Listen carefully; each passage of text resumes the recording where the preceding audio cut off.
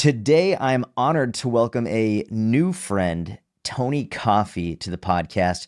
Tony is a personal trainer and coach who stands out not just because of his offensively good looks, which you can see if you're watching the video podcast on YouTube or Spotify. He's shaking his head, but the dude is objectively outrageously good-looking dude.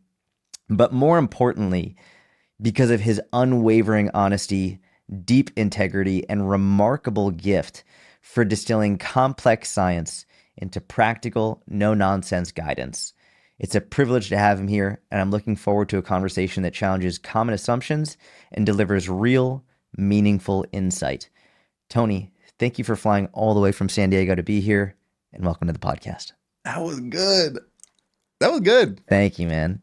Thanks for having me, dude. Dude, the house is beautiful. The studio is gorgeous. Thank you. I'm blown away. Dallas has blown me away too. What do you like about Dallas? It's not that my expectations were low coming into Dallas. I just didn't know how beautiful it was. Yeah. I mean, it's huge. There's a lot more green than I thought there'd be. Yeah. Everyone and their mom is the nicest person I've ever met. Like, they treat you like family. Yes. And I love it. It's like that. Is that Southern hospitality? Yeah, I think it's Southern hospitality. Yeah. Yeah. It's just so nice. It's a welcoming, homey feel. I didn't expect there to be this much green. I remember when we moved here, I was, tumbleweeds, just brown. Exactly, deserty. And it's very green and lush, which is surprising. Yeah, it's gorgeous. It's got a pond in the back with dolphins. All right, for the context here, we have a pond in the back, which, by the way, within 48 hours of moving into the house, a kid crashed into the fence. Did you see that on my story? No. We literally moved into the house within 48 hours. We're all like deathly sick. My wife, 2 daughters, we're all sick. Just moved it. Like, the moving is just big moved enough in. on its own. It was freezing cold, and then a high school kid crashes through our fence and into the pond within 48 hours. And so it was a whole ordeal. It's still not fixed yet. There are like still pieces of his truck. He's fine. The kid's fine. Yeah. He was literally just like, I think he was texting. His mom showed up like 3 minutes after the crash. I was like, oh, he must live really close. Yeah. And she was livid. My dog Curtis was barking at her, and she gave him a death stare. She was not happy. Do not. She was like, "Don't play with me. My son just crashed into that damn fence." And I know he was texting. Welcome to the neighborhood. But I told Tony that I wanted to fill it with fish one day so we could fish in the pond, and you're like, "You should put dolphins in it." I've been on a dolphin kick. I don't know why that came in my mind. I'm like, you could will it. Tony, we're gonna start off just with a simple question: who are you? Not so simple question. I'm It just is a not a simple guy question, who you're right. exercises and talks about protein on the internet, I think. No, my name's Tony. Grew up in Denver. Now I'm in San Diego. I'm a personal trainer, an online coach. I'd say an educator. That'd be a good baseline of who I am. I like that. But ever since I could remember, I was probably the most stubborn kid in the world in just asking why. And you could not get me to do something if I didn't know why I was doing it. Trigonometry homework, soccer practice. Like, my parents put up with a lot of stupidity. And I think that was a character flaw when I was like young. And I always thought it was, because my motivation or drive to do anything would be non-existent if I didn't have like a deep understanding of something. Mm-hmm. And that was paired with a little bit of laziness when I was younger too, which is a not good combination. And as I grew older and got into fitness, when I got diagnosed with diabetes, and that's a whole nother story, that was the first time in my life where I really could dive into understanding how the body works and changes and notice a direct impact. And I think I noticed as I got more into fitness that so many people were missing the mark on telling people what to do, but these people don't understand why or how anything works, and knowing stuff is cool. But like, if you're trying to lose weight, you've heard the term calorie deficit 5,000 times. It's not going to change. You know what to do. You don't know why or how it works. So that's how I kind of started shifting what I try to do, is just helping people understand how things work. Because I think I don't know. I think it's interesting and cool and fun to learn. So I try to make it like that for others. I think it's interesting. And even for the people who don't think it's interesting, I completely agree that when you know why, it is more likely to lead to better outcomes. Absolutely. Yeah. If you know why you're doing, and it matters to you, like, you have to make it understood of why this is important. Correct. And I think it's so cool knowing how your body works and changes. I think everyone would gain confidence from that. If you feel like crap, if you don't like something about it, like, you have the power to change it. Mm-hmm. I think that's so cool. Were you a good student or a bad student? Terrible. Like, dude, I was so bad. Mostly just, I don't know about your past with it, but it's just, it was that reason of like, I'm never going to use this later. Mm-hmm. Trigonometry. I'm like, which I now know separated that there's a lot of merit in learning how to solve problems through math, even if you're not using that direct math later in life. But when I'm in 7th or 8th grade, I'm like, I'm never going to need to figure out angles of a triangle. What I don't even know if that's what trigonometry is, I have no clue. but I was in that's sped, so I one of literally I them. have no clue. Yeah, but I was terrible just because I couldn't get myself to pay attention. And it wasn't until after high school where I started learning about my health on my own, where I was like, oh, I thought I was stupid my whole life, to be honest with you. Like I Mm. just thought my family was really raised on what college do you go to? That's how you measure intelligence, whatever this is. And I was always so bad at school, so I thought I must be dumb. Mm-hmm. And once I got out and really started learning what I wanted to, I was obsessed with it. I'm like, this is so fun. This is so cool. So I was terrible at school, but I think it was just because it didn't mean anything to me, you know? When you say you were terrible at school, like you were bad at test taking, you were bad like were things difficult to understand, or you understood it, you just didn't put much effort into it? I would do okay on tests. It was more just getting myself to pay attention in class. And if it was we're reading a book in homework, I just wouldn't do it. I Yeah. could not get myself. I don't know if it was ADHD or what it was, but it was just like I could not physically get myself to pay attention to it. Yeah, yeah. So that ultimately bled into test taking because Yeah. I would understand it. And if I really did put my head down to learn something, I could do it pretty well. I think I've always been a good learner. Mm-hmm. I just have to care about it Yes. for it to make a difference. Correct. You know? Yes. Because were you similar like that? Yeah, I mean, you met my mom. She's outside right now. Like she always says because I got into fitness at a really young age. Like I loved working out super young. I loved fitness and nutrition. And she would always say, she's like, if you put half as much effort into your school as you do into learning about strength training or nutrition, like you'd be a straight A student. But the main issue for me was like I just didn't care about any of it. The only class I did care about actually was history outside of like I loved history and I did well in Yeah. that. But all the other classes, horrible, Yeah. absolutely horrible. And I was in special education as a result of it. My mom, she was always like, you don't actually need this. Like they just are putting you in here because like they don't know what else to do with you. Like this I actually, probably you shouldn't be don't need laughing. this. I think that's hilarious. Yeah, like, and I think I did. Like ADD and all that Mm. stuff. But if I cared about it, it was so easy it's Yeah. almost like obsessive. If I Yeah. cared about it, I got obsessed with it. Yes. Yeah. 100%. Same way. Same exact way. What misconceptions do people have about you? Ooh, that's a good question. Uh, just based on, because I've heard this a few times, based on how I present myself, I think on social media, you know me, like I don't post a lot. Like I Yes, don't, correct. it's not that I don't want to show people my personal life. I'm just more trying to be present when I'm with my girlfriend or with my Mhm. family. I'm not thinking like, oh, how should I Instagram this? And I think that comes off on the other side is that I'm a very serious person, right? Like no nonsense, no cursing, no fun, whatever. But I feel like I hear that a lot. Like I just like to have a good time. Like I'm usually more outgoing in person than people realize. Way less. Like I take so little seriously in my life, Yeah. and that surprises a lot of people. Do people like DM you this? Like, why are you so serious all the time? Or where does that come out? Not necessarily.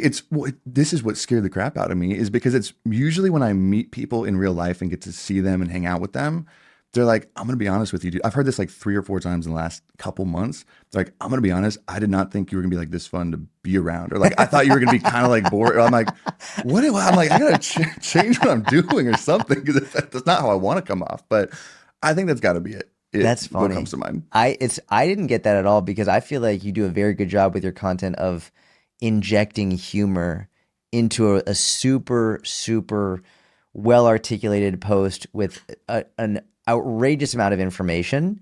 And for everyone, if you don't follow Tony, make sure you do. We'll put the link in the show notes. It's Trainbloom.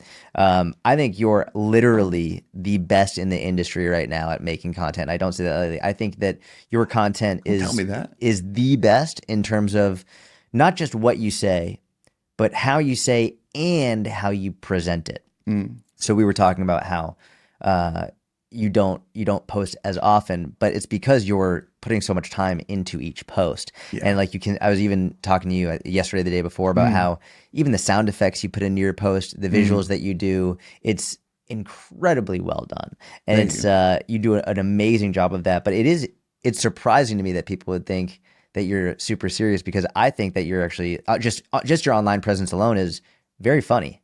That's what I would have thought. I'm like, but I'm taking feedback from reality. I'm like, I guess I'm off the mark. Like it was, yeah, I heard, and it wasn't like a bad way they were saying it. Like we were all having a good time. And it wasn't like, yo, I thought you were gonna suck. Like it Yeah. wasn't like that. But it was just, it caught me off a little bit. But I'm like, I guess that's right. Like I don't share much stuff outside of fitness. Like I don't Yeah, post on my story a lot. I probably should be better, but I could definitely see how it comes off. So that would probably be the biggest misconception. that makes Yeah. sense. That makes sense. So, you're a type 1 diabetic. You Indeed. you told me you found out at 19. Hmm. Can you Yeah. tell me, like, I know many people when they find out, there's like a moment when they find out, or like Mm. did something happen where you're like, oh fuck, there's a problem? It was a build. It was a slow build because usually with type ones, from my understanding, is and just for reference too, because I don't know how well people understand diabetes Yeah, that aren't diabetic. Like yeah. I know when I was younger and I got diagnosed, I did not. I thought I was going to die. I'm like, what is this? So Well, I don't know you how would much. have years ago, I mean, right? pretty much, yeah. But I But had no clue of what it really was because now I'm like, I don't like to downplay it, but I'm like, I don't think it's that bad. Like I consider myself lucky to have this as like a negative thing that yeah, happened when there's a lot worse that could. But when there's diabetes, you have like type 1 and type 2, yep, right? I didn't know this when I got diagnosed, but 95% of diabetics are type 2. okay, So type 1 is very rare. That's like the genetic kind, yep, yep, right? And usually you get it when you're young, like 5, 6 years old. So right. 19 was late. And that's why I think my parents didn't catch it. Like I've got aunts and uncles with it, but they didn't catch the early signs. But it was probably a month leading up to it, you could trace back, is when the symptoms started to come in. And it started with gradual weight loss. I don't know what I was weighing at the time, but I probably had lost 30 pounds in the Oh course of a month. wow, And that was also when I was into personal in a training. month? Yeah, it was when I was into personal training. So I was going to the gym and I didn't really notice it until it got bad. And progressively over the next 4 weeks, random, and this is going to sound weird, but like random things started happening. When you are getting diagnosed, your pancreas basically, for those understanding, like you stop producing insulin on your own, right? You just stop producing it. And a couple things that happen from that is one, you don't retain water very well at all, right? Like you can't bring water into your cells very well. So I was peeing, you think I pee a lot now. I was peeing, I'm not joking, every 15 minutes Jeez. for months. And I thought it was just because I was a gym bro drinking like a gallon of water. I'm like doing something right. But it would get to the point where I would wake up probably 20 to 30 Oh times over my the course of a night because I had to gosh. go to the restroom. Like that's when it started to get really weird, when I had to wake up over and over and over again. And then just small things like my vision started going out where I was driving, and I've had good vision my whole life, but I could not even read the street sign. Just Wow. random stuff, exhausting fatigue. And that's when I was like, tell my mom, I'm like, I got to go see a doctor. Like something's not right. I had no idea what it was. And they checked my blood sugar. It was like 700 something, I Shut the think. fuck Oh, it up. was out. So that's when it cracks me up when people talk about like blood sugar spikes. It's like, see your blood sugar, it's like 142. I'm like, shut your mouth. But it got up to 700. And looking back at it, like I was telling you, now that it's under control, I am lucky this is what I have. Like so lucky. But going through it, there was a lot of unknown, especially as a 19-year-old kid. Yeah, yeah. And the doctors, although they were super sweet and kind, they made it sound like the rest of my life was not going to be fun. Like you're like, oh, you're going to turn 21 in a couple of years. You're not going out to party. You can't have any fun food. You can't have pizza, whatever. I was like, they're like, what's your favorite food? I'm like, I love Domino's pizza. When I was 19, they're like, say goodbye to that. I'm like, and I was like, oh, my life's going to suck. I'm like, why is this even worth it? It's just so melodramatic. But it was interesting because that's when I started. Anyone who I think has gone through a what's that called? Where my word recall sucks when I have no sleep. Uh, when your body attacks itself, it's an autoimmune disease. Yep, yep. Is a lot of the time it's so unique where you kind of have to treat yourself like a science experiment to like learn how your body reacts to things. So the first year was definitely it was a very dark and negative year because I was very lonely. A lot of friends had moved away to college. I was living with my parents still. This just happened. So I really didn't understand it. And it was pretty dark at the time. But that's what really ultimately, like looking back, kind of cannoned my life in this direction, which I'm super thankful for, you know? But it was a weird process going through it. Do you know how insulin became a thing where I I follow a lot of history accounts, and like I've looked into like the history of insulin. I think it was discovered like by accident, in which there was a room of type 1 diabetic children who like they I were don't know just this. going to die. They were like, if you had diabetes Oh yeah, well, not because that if long ago, you you would don't have die. insulin, yeah, like what do? You die eventually. You die. Yeah. And there was I forget how they found it and how they figured it out, but there was a doctor who was just like going around injecting these children with insulin. They were literally on Did their he know it deathbeds. was insulin or Yeah, like okay, okay. yep. And then by the time he got to the last child, the first child started to like perk up and like started to like Oh, wake up and I become more alive. And so that was how that was after they discovered insulin, and after they first tried it, they're like, oh my gosh, this is this is going to save lives. So even though for like you were saying now, it feels like it's not a big deal. It wasn't long ago yeah, where people would die from absolutely. diabetes. Which is crazy. Like now it's Yeah. like, a pen of insulin costs $1.70 to produce. Yeah. More expensive to buy in America. But it's such a simple thing that you take for granted. But Yes. yeah, not too long ago. I can't believe I don't know that story. Yeah, I it's feel like I'm a bad amazing. diabetic that I don't know that. I'll find it. I'll send it to you. Yeah. It's really amazing.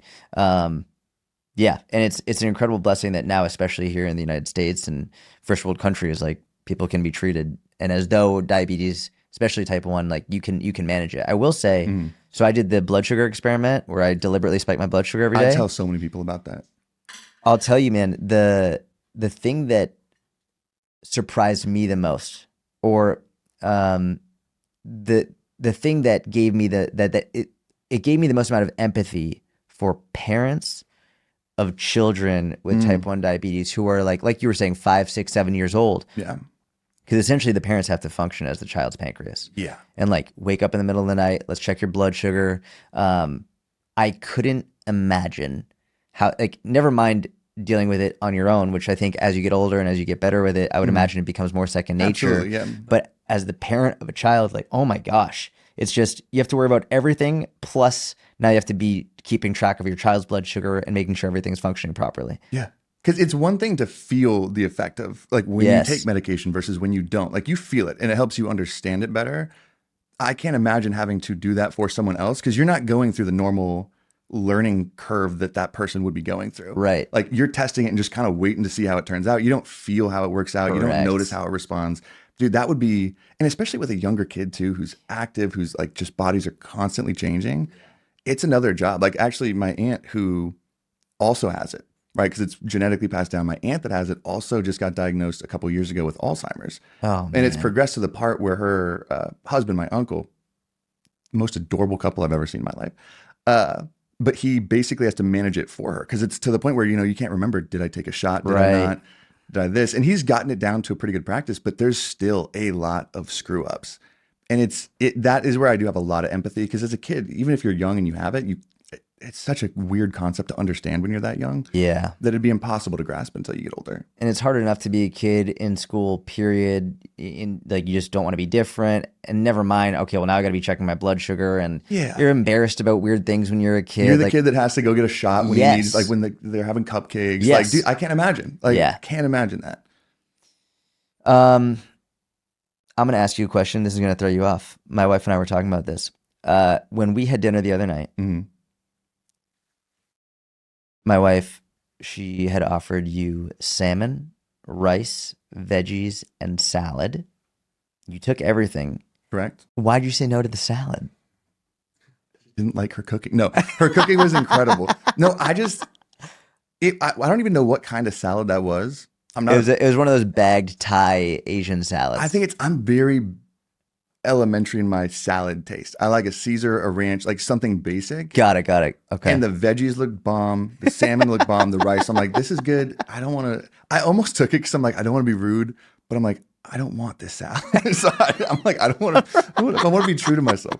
My wife is gonna be so mad because she was like, "Don't ask him that on the podcast." I was like, "That's a funny question to ask." That was the bomb. I think I texted you that. That was one of the best meals I've had in a while. A good home cooked. No, she's salmon. a great cook. Oh my She's a gosh. great cook. And those bagged salads are, in my opinion, they're super underrated. It's like you have a pre-made salad ready to go. There's like no excuse to not get I do vegetables. the on a bagged daily Caesars basis. all the time. Yeah, they're It's great. clutch. The Caesar's really good. I like the Asian one with like my oldest daughter loves the wontons. like those wonton crisps in them. Oh, I didn't know they came with that. I Bro, might they're try so that. good. Okay, They're I really branch out to good. try that. Okay, so this next section of questions, I titled it. It says things that will piss people off, but science doesn't care about their feelings. And Love so it. I went through some of your posts, and I just wanted to dive in on some of the most controversial posts and like really go Oh, into the nuance here. okay. And the first one that I'm excited about because every time I post about this, people get I pissed. feel like I know where you're going. All right, I'm gonna have you guess which one it is. If you were looking at for controversy, Yeah. by a mile, the organic food Yes, conversation. that is it. That's the By a first mile. Like one. there's some that are controversial that dwarfs them. Dude, I'm very excited to have this conversation with you. So, Yeah. my question was, as you said, and I got a direct quote from you. You said the organic food industry is the greatest gaslight of all time, which, by the way, is an incredible hook. Yeah, I Incredible know. hook. You're adding some emphasis on this. I'm like, that sounds. That's what you I said. know it's what But I said. I'm like, does also, it sound it different? is a legit gaslight, Yeah. and we can talk about it. Tell me why it's a gaslight. Now, I'm gonna be vulnerable and ask you a question to make sure I know what the word gaslight means because I used it and I think I used it correctly. But there's part of me where I'm like, I don't know if someone asks me, what does that mean? I'm like, I Yeah. don't know if I'd have a good definition. What I believe the word gaslight means is when you're basically like telling someone something is true and always has been true that hasn't. Like if I say organic does it, like if I'm like, there's pesticides on organic crops, Yep. you're like, no, it's not. Even though there is. Like, is that kind of like what it is? I Is you're think that could be a form of gaslighting. Though I think the more mainstream, common form, and I might be wrong, is that gaslighting is, let's say you and I are dating. Okay, you and I are in a relationship, I love it. and I'm abusive to you, then gaslighting you into thinking that either like no, I'm not abusive, Or or I'm the it's your problem. fault. Yes. Okay. Yes. Okay. So that's kind of the area of basis I was going on, right? Yeah. Like getting them to believe, like changing their worldview, Yes. Yes. right? Correct. Yeah, Yes. that's what it is. And I think that's where organic is. And here's what I want to preface by saying, and I try my hardest to do this in my videos, is I think a good part of effective communication is kind of understanding the other side's argument Yep. as well as you can A before going hundred into it. percent. I think more people should do that. And so I want to start off by saying here, I put it towards the end of the video, I believe is when I mentioned it more for retention. But people confuse me saying that to start by thinking that the quality of your food does not matter. And it Mm-hmm. absolutely does. The Yep. quality of your food matters. The distinction I'm trying to make with organic is that simply organic labeling, the organic labeling process. That's all I'm talking about. Yep. Not foods grown out of the ground or that have a mom versus processed foods. Just simply the organic label is what I was really going over. And I think sometimes people mishear that. Yep. And they take it in the way of like, oh, this guy just loves processed foods Correct. and hates it. So I do want to preface that. All I was really combating is the organic labeling and that the media, along with different companies and how they market it, have basically gaslit people into believing that this organic labeling is a very good sign of food quality, safety, and that's never what it was about. Like never what it was about. Dan Glickman, that's what I covered in the video. The most mind-blowing part to that for me was Dan Glickman. He was the Secretary of Agriculture under President Clinton. He was in charge of basically starting organic food labeling. Even after he put it up, finalized the whole process, he told people, this is not a statement about food quality nor safety. This is not what it's about. It's just to build trust with the consumer. He blatantly said that as he was announcing what it is. He's like, this is what it is. The media and companies who marketed it, that's who took it in the wrong direction. Mm-hmm. So I don't even blame the government for that or any governing body that oversees that. It's not their fault. They told us what it was. It was the industry that started shifting it and saying, no, you should be paying almost twice as much for this. Mm-hmm. It's organic. And people think that means, oh, they don't use chemicals. They don't use pesticides. It has more vitamins and minerals. And none of that's true. Not like the deeper I dove into that, and Mariana, my co-host on my show, is the one who really opened my eyes because she did this huge course on it in college. I almost didn't believe it at first. Yeah. Because I feel like it's just such an unquestioned belief. You think organic equals healthier. Yeah. At least I did for my whole life. That I used to believe, this is one of my greatest regrets. I used to believe that organic was inherently healthier. Yeah. I thought it was more nutritious, but more importantly, I thought it was safer. Yes. I thought organic meant either early on I thought it meant pesticide free, Mhm. which by the way would be a big fucking problem if your foods are pesticide free, because like good luck getting them I was unless you're gonna growing them say, yeah. yourself. Like they're going to be eaten, they're going to be destroyed by insects, animals, Mhm. whatever. Um, but then I thought, oh well, the pesticides just they must be safer. Exactly. Not true Nope. at all. Yeah. And I recently started to dive into the individual pesticides. Have you done that at all? As deep as it sounds like you have, no, but on the surface, I know I reviewed a lot of the commonly shared ones that Yeah. they use and specifically what those were and what those did. Have you heard of? I hope I'm pronouncing it properly. I just read of it. Is rotenone? Yes. Could I tell you the function of it? No, but definitely that's on the list. So rotenone. Here's what I'm going to do. I'm going to deliberately scare the shit out of people, uh, and then walk it back so people can have a better understanding of it. So rotenone, um, it is toxic to fish, insects, and even to mammals, and including humans. It's a toxic pesticide. Okay, um, with chronic exposure, it can kill humans, Okay. and it essentially functions by uh, disrupting cellular respiration, so Very that important. it will essentially kill the organism by suffocating it on a mitochondrial level. That's what it does. Now, it was more or less banned by the Mhm. EPA, the Environmental Protection Agency, by 2016. So it was no longer allowed to be used. And it is it's a pesticide for leafy green vegetables, Mhm. for fruits and other vegetables. So they completely banned this. But here's the kicker. Oh, it's not bad yet. You haven't gotten to the bad part. No, so all that's the bad part. Mm. It was banned for non-organic foods. It is allowed to this day by organic foods because it is Really? quote unquote natural. But they never discussed this. So this is an organic pesticide that has all of these potentially negative hazards that is to this day allowed on organic crops, organic foods, because it falls under the natural billboard, the Mhm. natural claim, but it is not allowed under the non-organic pesticides because of health concerns. Yeah. So, but now I scare the shit out of people. It's only dangerous if it is in doses that Exactly. Yeah. exceed Poison safe makes the amounts. dose. Yeah. It is highly regulated and highly strict.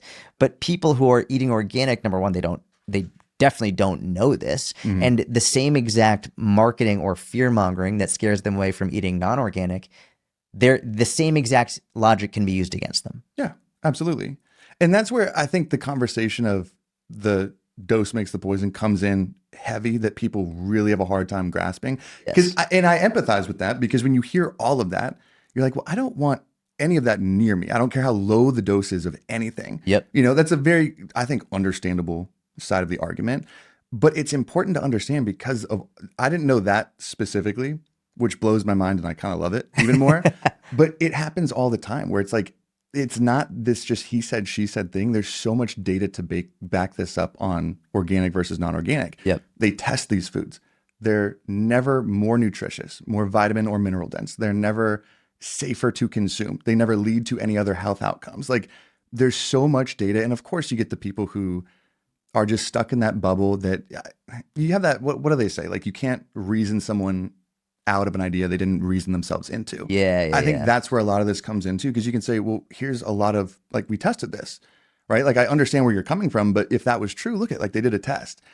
And a lot of those people will just say, well, the studies are funded by XYZ, even though they're not. That was my favorite comment to do under that video. Side note as well, is I always cite the research in the caption of Yes. my posts every single time, right? Because I hate when people just say, oh, there's study this, show me, please.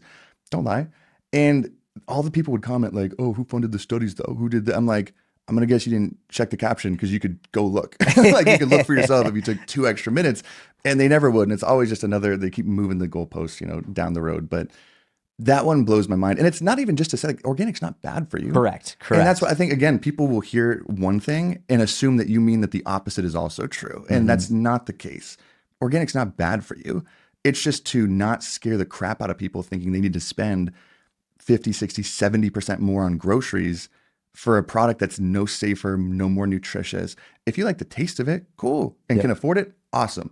Do it. It's not bad for you. But it was more just to cover because we just live in a world where people scare each other. Correct. They blow it out of proportion, and it's maddening. The thing is, no one says organic is bad for you, but Yeah. the people who are convinced about organic say non-organic is bad for you. And so I think the reason that we tend to go so hard, not against organic, but pro non-organic, is Mm. just to make people who can't afford organic feel comfortable and safe knowing it's okay. Yeah. I was, You're not I, going to die. one of the biggest regrets that I have is when I was younger, so when I was 14, 15, 16, we didn't grow up with much money at all. And I was really getting into health and fitness, and I was fully on the organic train thinking organic is Same when I better, was da, da, younger. da. And I would get mad at my mom. I like, you have to buy organic, and like she was doing her fucking best, single Yeah. mom raising two kids, like didn't have much money at all. And it's like she would try and buy like some organic things just to try and appease me. Yeah. Looking back, that's one of my, it might be literally my greatest regret is how my dog just slammed against the door. uh, Knowing how much it must have pained her to not be able to afford the food that I wanted because I thought it would be safer. Looking back, knowing it wouldn't be safer. It's not safer, and it's not bad for, even like, I don't care if you're wealthy, not wealthy. If you decide not to eat organic, it is not any more or less safe or dangerous. It is equally as valid. And if you prefer to go organic, go for it. There was do you know who Penn and Teller are? Yeah. Do you Yeah. see the thing they did with the banana to see if people could taste the difference between organic banana and not Oh, organic banana? no. So they took they took one non-organic banana, okay, Done. and they cut it in half, and they labeled one half organic and one half not organic. Did everyone say they tasted a difference? So they went to, I don't know if it was Whole Foods. They went into some crunchy store Mm. right outside, and they were like, "All right, taste these. Like, Yeah. let's see if you can taste the difference." And everyone was like, "Oh, the So organic much one better. is so much. You can immediately taste the difference." And eventually, they were like, "Just so you know, it's the same banana, and it's not organic." And the looks on their faces, it was Dude, those genius. experiments, I've seen like what Jimmy Kimmel does stuff like that. Yeah, I love those so much. Like that is genius. It's genius. But yeah, I was just like you when I was a kid. In that, like I would try to tell my parents things, and I was passionately overconfident in things that yes, I should not have been. Like, but that's one of them. Like you will tell, and that's what I feel like a lot of these people have such, it blows my mind, but I never try to judge because I just think it's ignorant to not be able to think you can understand why someone else might think that way. yes, That yep, is a huge issue in fitness right now where doctors or it's usually very highly educated people will be like, "You're an idiot if you believe in keto," or "You're so stupid. How could you ever believe?" It's like, you really can't comprehend how someone could believe that. yeah, You're either the laziest thinker in the world or just ignorant. Like that's correct. plainly it. And I try to really understand how some of these opinions, without any real logic or reasoning behind them, how people get so passionate about them. Mm-hmm. Carnivore is a Oh my big one now where gosh. Yeah. people are crazy passionate about this. Like they Yep. will live and die Yep. on this no seed oil, this carnivore train. When the seed oil one is what cracks me up the most. I think that's like the new flat earthers, Yep. right? Seed oil fear monger. That's the new flat earth theory. Yep. Like we have so much data that says the opposite of what you're saying and Literally the opposite. none to support it and none to support it. And you're willing to die on this. Like you are willing to die. It cracks me up. But at the same time, you got to see where they're coming from if you ever hope to change their mind, Yes. like, and that's my ultimate goal. And sometimes it's hard because people online are a little brash and harsh and mean and rude. And it's easy to kind of like want to trigger and jump back at that and kind of clap back a little bit. But you got to catch yourself and remind, like, you really have to try and see where they're coming from. If you ever, like, that's the whole point of why I post, like, to Correct. inform people, to make them more confident in what they're doing, to kind of push them in the right direction, believe what they want, but lead them in the right direction and give them the information to make that choice. So even though someone might be calling me an idiot or whatever, wishing I get cancer from my non-organic strawberries, that made me laugh. Like a bowl of strawberries, that's going to kill me. Anywho, but like looking at them and trying to see like, okay, just curious, like why are you so strongly opinionated about this? And it's interesting when you kind of look at it because we were there. I Hmm. think most people have gone through their life, but once they Correct. get out of it, they pretend like they never were. It's weird. Correct. Everyone's been duped in Yeah, some way, shape, or form. And then to get out of that and then be like, I don't know how anyone can be duped. It's like we've all been duped before. exactly. And I think now it's easier than ever to be duped. With here's something that with the podcast I'm actually like I'm acutely aware of. What I notice with a lot of the very, very big podcasts is they will bring people into their podcast not because they want to platform someone who is promoting science-based information or helpful information, but because they know they're going to say something wild. They Yeah. know they're going to say something, Oh, and clips. they'll bring on people with completely like competing views just to drive up their podcast ratings, Yeah. just so that they can get more views, more likes, more clicks, more sponsorships, all this stuff. It's very easy to see why people are confused when you're realizing that when you're seeing the biggest podcasts in the world, the biggest media outlets in the world are having quote unquote professionals Hmm. who might have PhDs, who might have high level credentials Yeah. saying things that are in complete contrast to what other professionals are saying. Like Yeah. I think there has never been more high quality information available to the public for free, and there has also never been more misinformation available to the public for free, which makes Absolutely. it a very confusing time to be in. Yeah. And that's where you got to empathize a little bit. Like the people who just say, I can't understand why someone would think that way Yeah. drives me crazy because we're in health and fitness space, whatever you want to call it. That's where our lives are. Obviously, we understand concepts like macros and why seed oils aren't going to kill you. Like we understand that because our whole lives are into reading and learning and teaching and doing all these things about it. If I look at my sister, who's got 2 kids, a full-time job in school, a job not in health and fitness, Yeah. like why does she have to give all of her extra effort? She shouldn't have to go read research. She shouldn't have to Correct. go search through all this that we do to understand what we understand. Hmm.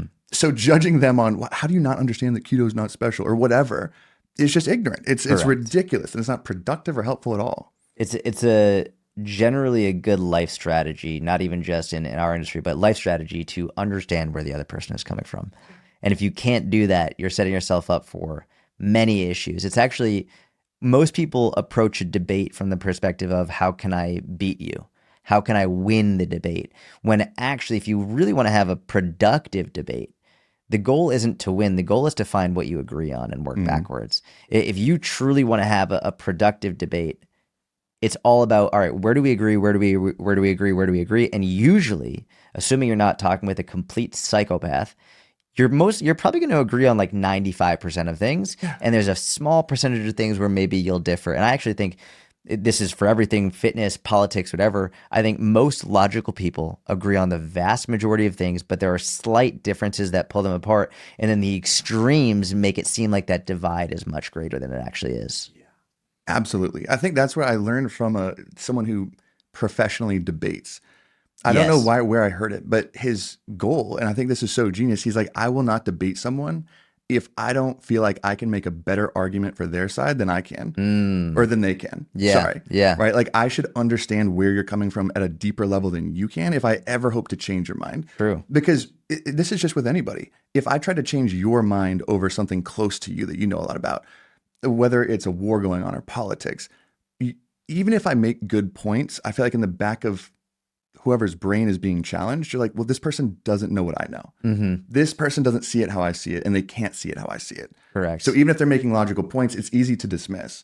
But if you can get to understand the problem better than they can, you can kind of walk them through that. And I think that's where real change starts to happen. Agreed. But too many people are like, the carnivore was a big one where I was resistant to it for a while because I mostly couldn't believe it.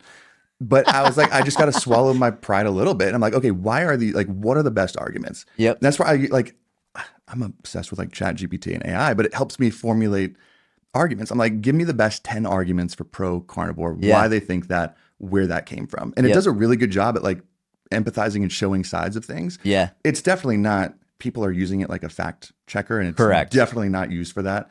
That was most of I don't know if you read the comment section, the 2,000 comments on that stupid organic video where people, I'm like, if you can show me a study or any published research that's showing what you say. Like, I will donate $100 to your charity, your favorite charity, whatever it is. Yep. And half the links were like ChatGPT Yeah, blog posts. I'm like, I'm not talking about a blog that ChatGPT gave you. I'm talking about published research. It was Correct. funny, but it's helpful in that essence because it can really do a good job of like making an argument for the other side. Yes. And I don't think enough people spend time there. Correct. You know, Man, AI it's super interesting. Have you used Grok at all?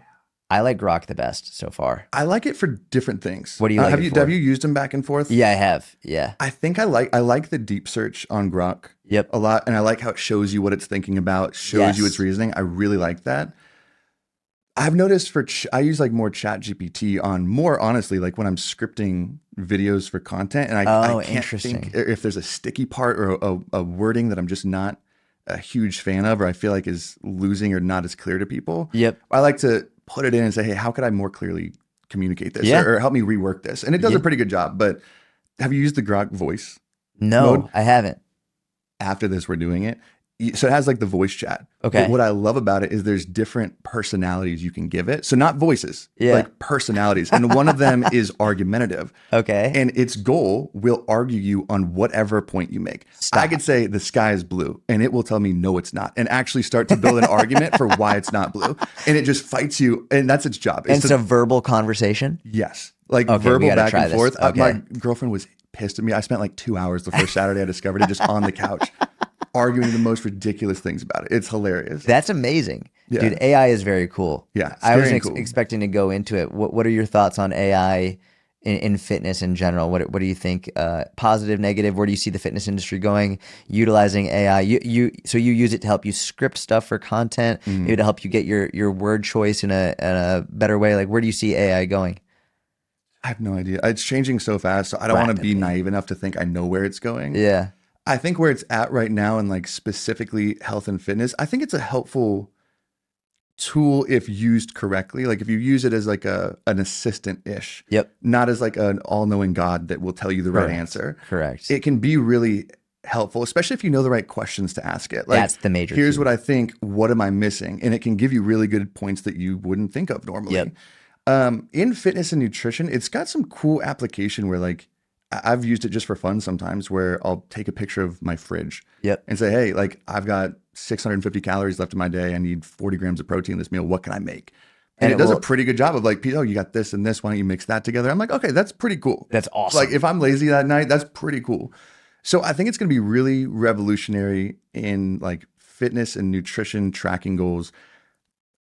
I want to believe that it would never be able to replace like a coach in how they are programming, and especially like more, and not just a basic, here's a meal plan and a workout program that I also gave to like 70 other people.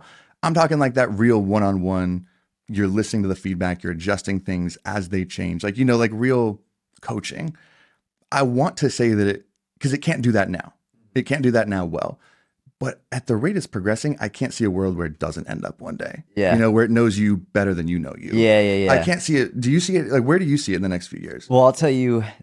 So you said something that I think is probably the most important point in terms of its functionality at this moment, which you have to know the right questions to ask and how to ask it. Absolutely. I will deliberately ask it questions that I know the answer to, just to see the accuracy of the response and to see how we can progress. So I'll ask it things about different types of fiber, caloric content of fiber. I'll ask it things about history, current events, just random things that I know the answer to. And then it will give me an answer. So I remember I had a big back and forth with ChatGPT about fiber. We got into it last night. We got in a big, it was probably like, I don't know, 6 or 7 months ago now. And it gave me wrong information. Yeah. And I told it, I was like, well, that's actually incorrect, and here's why. And it was like, you know what, you're right. Thank you for bringing that to my attention. I left that out. It was an oversight. But if I wasn't If you as didn't already knowledgeable, know it, then yeah. I would have just taken it at face value. Yeah. I will say I've found Grok has fewer mistakes than ChatGPT, especially I've when it comes noticed to that. nutrition. Like Grok it seems to be more accurate, just in general across the board, whether I'm talking about nutrition, strength training, geopolitics, whatever. It seems to be more accurate, and also less actually less of a political bias, which is interesting. What I will say is I did something the other night that I thought was absolutely incredible. So I was on Grok, and I was trying to find a hip flexor stretch that was just outrageous. In a good way or a bad way? I was trying to Okay. find a great way to stretch on a hip flexor. There's one that I hadn't tried Yeah. before.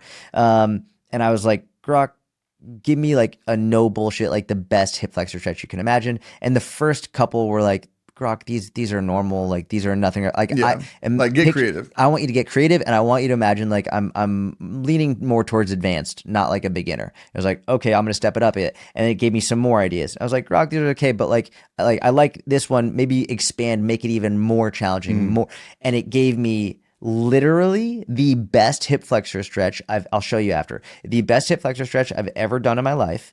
And I tried it out. I took a video of myself doing it. I uploaded it and I was like, am I doing it right? Oh, shut And up, really? and it said, you're doing a really good job. I want you to adjust your torso position and then add weight to see if you can sink a little bit deeper You're into lying.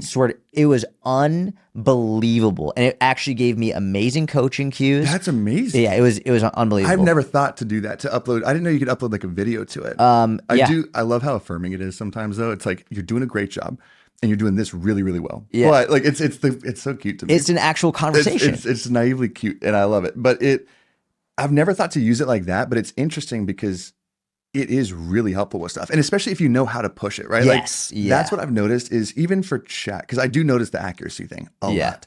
Like in chat will confidently give you the wrong answer. Correct. And you'll be like, that's not true at all. You're like, you're right. And it just agrees with you. I'm like, I don't just want you to agree with me. Like, say sorry. Like, I don't know, do something. And I've noticed that difference with Grok. But if you know how to push it, like, Yeah. here's my question with that. Is it an exercise that already existed or did it take one and kind of create a new one based on its understanding of the body? Yeah, that's a good question. Do you know if it existed before? I mean, I've never seen it.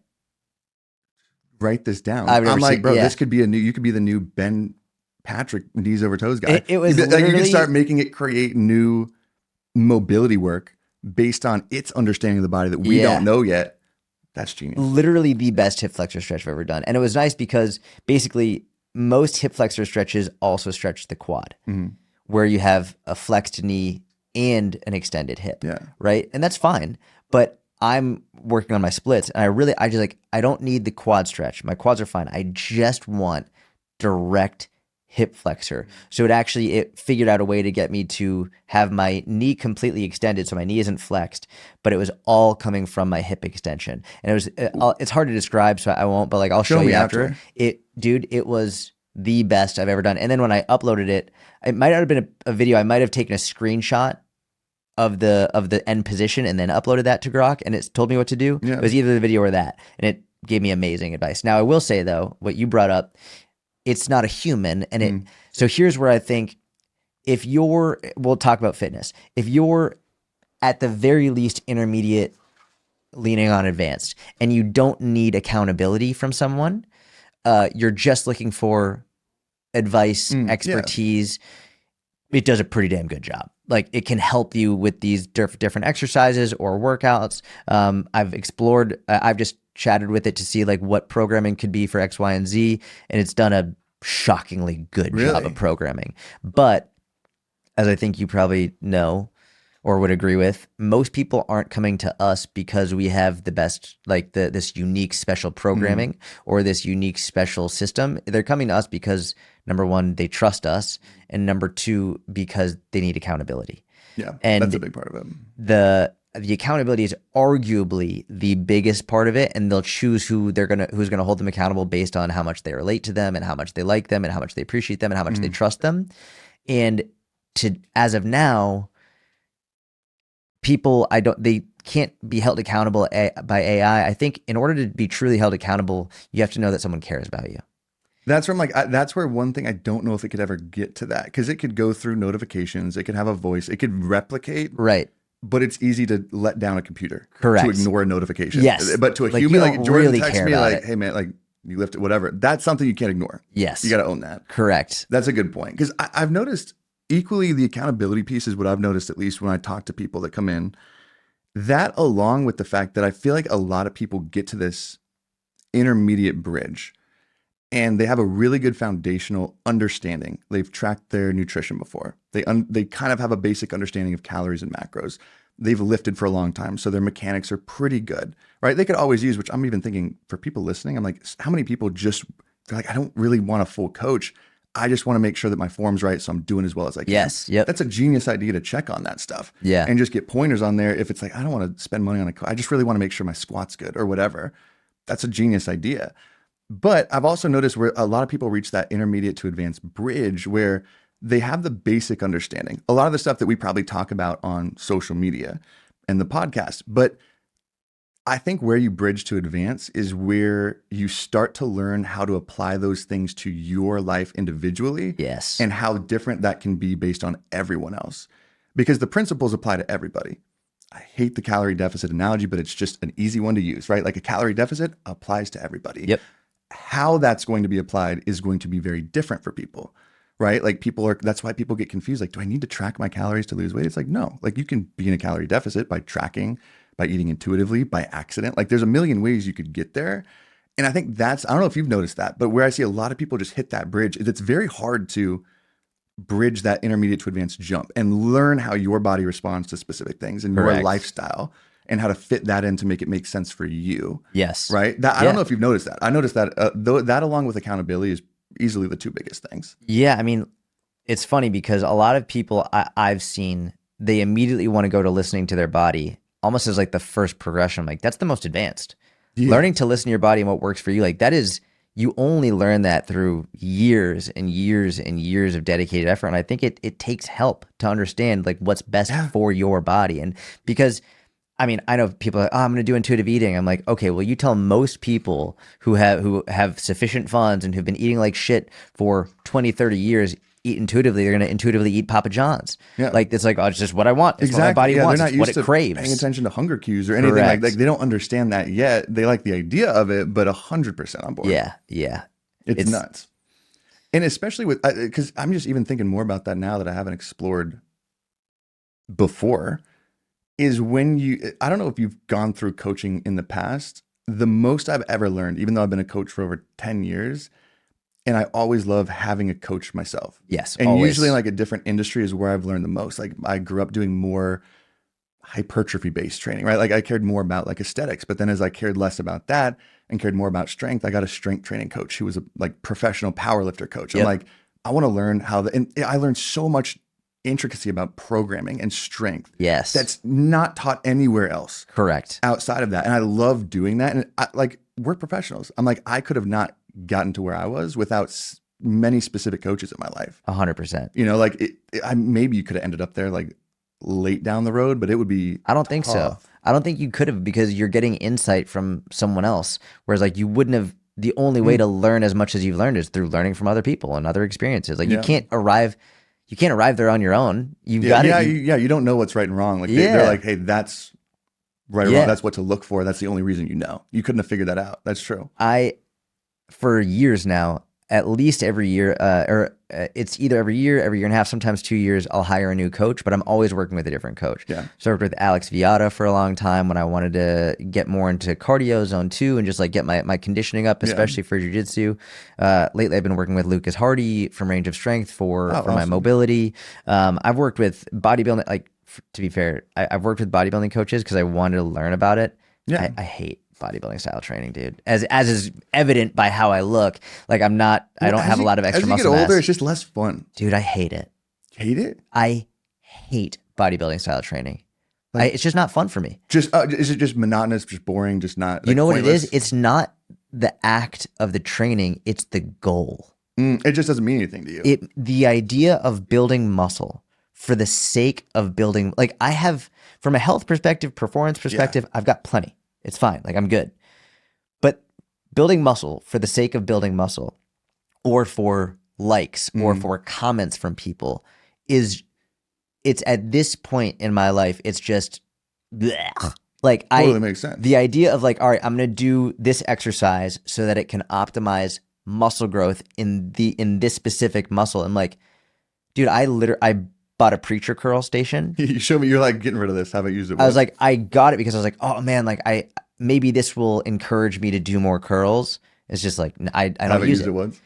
There's just, for me, and it's not a bad goal because some people love that, but for me, dude, I hate it. Yeah. I hate it. Well, and that's what I think is important. And where I think we're getting in a good spot in this industry, this little area, is people are understanding like your goals can be different than other people's. Correct. Because for the longest time, when I was growing up, at least, it's like that was the reason people worked out, was Yes. to look a certain way. Yes. And there's nothing wrong with that, right? Like having aesthetic goals. I know that was something I battled with for a while, is this concept of like body image and just being totally okay with your body, like very neutral about it, right? Not deriving like positive or negative, but then still wanting to change it to look different or look a certain way. And I had a hard time believing those two things could coexist because they seem like they went over each other. And then I kind of sorted it out and it started to make sense where you could be very neutral about your body, not caring if it looks a certain way, and still want to change it to look a certain way. You definitely can. And that's not a wrong thing to do. If people are like listening, like, well, should I not care about wanting to build my arms or my shoulders or my glutes, whatever? It's like, no, that can happen. But I think that's just what the only goal was for so long. Yes. Yeah. And I'm with you. I've gotten to the point now where I strength train 4 days a week and love, part of it is like bodybuilding style. But it's a lot more mobility. Like, what can my body do? Yes. Like, I think that's the coolest freaking thing in the world. Because you're right. Like, after, especially, I think everyone reaches that point after years and years of training for muscle and size, it just starts to lose meaning and fun to it. And you're like, it would be cool if my body could do something that, like, you see some dude do something insanely athletic in the gym. You're like, I want to do that. I want to do that. Like when you did your flag, is it the flagpole? The flagpole. Yeah. What the? I almost committed. I'm like, I'm going to do that. I'm like, I think I should baby step first and try something else. But I think that's a natural progression for a lot of people. Yeah. Is as you start to go on, you're like, wait, it's way cooler to focus on what my body can do. Yeah. And they can go mutual, right? It's not like it's like 100%. one or the other, like, oh, screw this, I'm done caring about how I look. Yeah. Because a lot of the training is overlap. Yes. You know, you're still lifting weights, you're still doing things. But and your body fat's can be determined by nutrition anyway. Exactly. And then like if you can absolutely build muscle, get stronger, and become more athletic all at the same time. You can do that. Yeah. This leads into a really good topic. I'm going to skip one question, go to another one. You said the body positivity movement is a scam. We got to discuss it. Is it honesty hour? Yeah, it is. Did I say that? Scam is harsh. Scam is a harsh word. And I did say it because I truly believe it is fundamentally just aiming at the wrong direction. Scam has a very negative light. So I don't think it deserves to be put in as negative of a like bad light. But what I mean when I say that is body positivity. And I want you to like challenge me if I'm wrong here on things, but here's how I see it. And let me know if I'm missing something, because how I see it is body positivity is like loving the way you look in any shape, size, anyways. And on the surface, that sounds like a great thing. Like, why would you not want that, right? Like, why would you not want to feel good no matter how you look? Because that's always changing. But what I've noticed just, I guess, through myself, and maybe this is too anecdotal, is as soon as you agree to take a positive emotion from something, you're equally signing up to let it negatively impact your emotions when you don't have it. Yeah, that's fair. Right. So I feel like signing up for that contract, most people don't realize it because it's so focused on the positive. And your body changes every day. Right. So I know a lot of people can feel fake and feel like a fraud when they're like it's okay to not be upset, but maybe disappointed. Like, I feel like my body doesn't reflect what I value. Yeah. I value caring about my body and health, and I feel like it's not reflecting that. That's okay.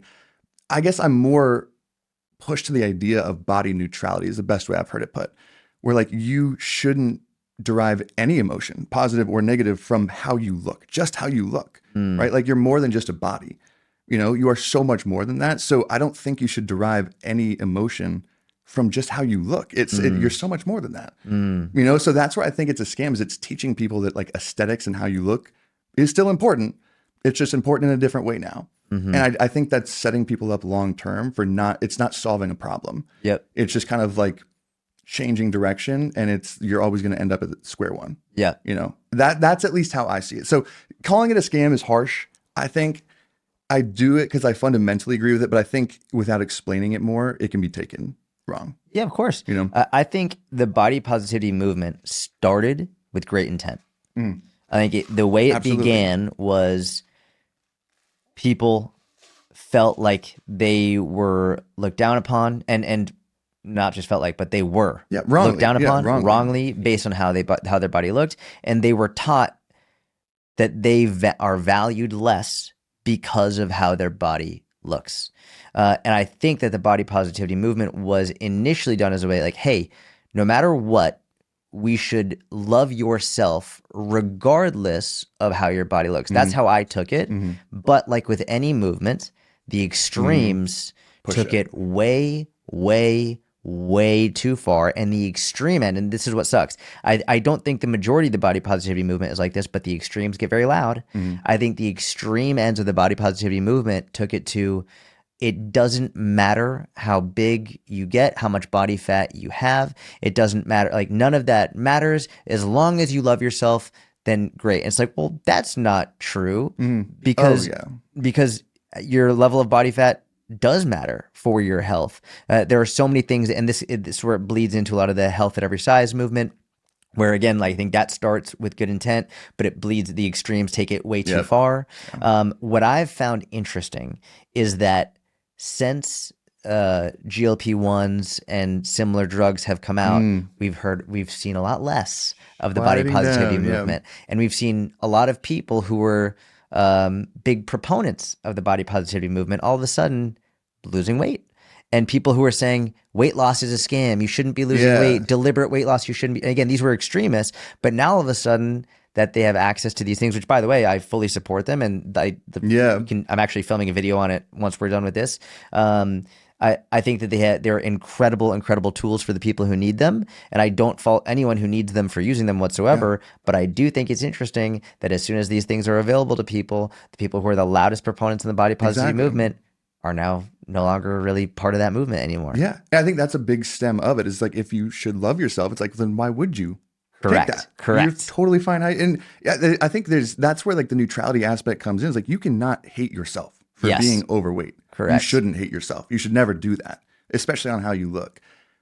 But you can be neutral while still wanting to make improvements. Correct. Especially with like GLP-1s. Like it's just you can't even argue about it. Being at a healthy body composition will improve a lot of different aspects of your health, your life, your mental health even. Yep. So there's nothing wrong with wanting that, but that's where I think a lot of the movement rubs me the wrong way, is because you do see a lot of that where before this medication was widely known and talked about, you could almost point it out and feel it, even if you didn't predict that this medication would come.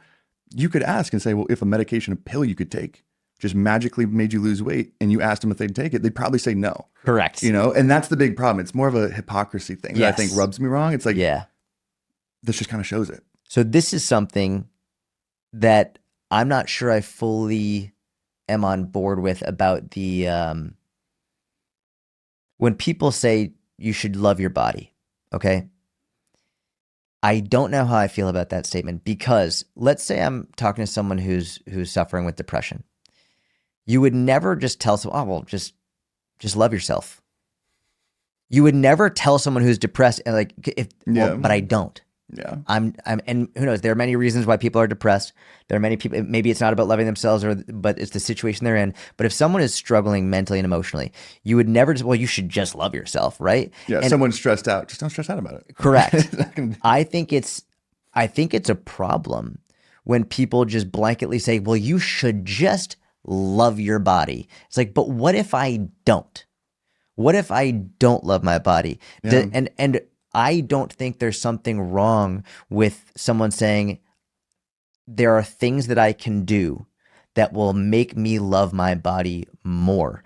And I've never met anyone, and we'll take the body out of it.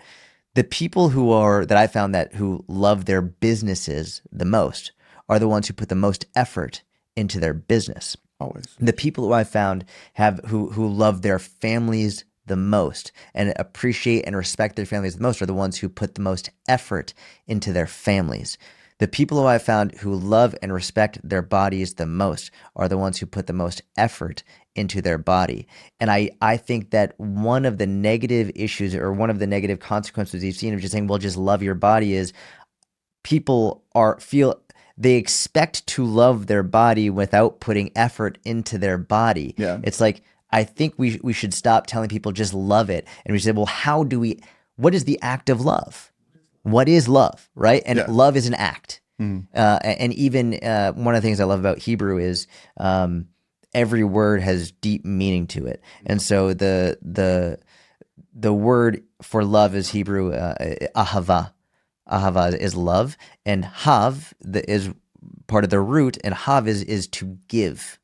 So I think many people think of love as what you get and Or what you receiving, take, yeah. whereas I think love is more of an act. It's an act of giving.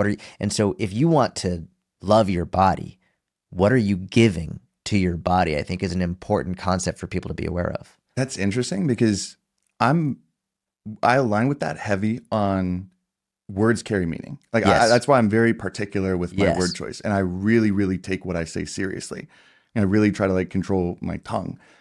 And I'm with you. I think that's bad advice. Telling people just to love yourself. I don't know if I disagree with the end result. I think that would Correct. be the best case scenario is if everyone did. Yep.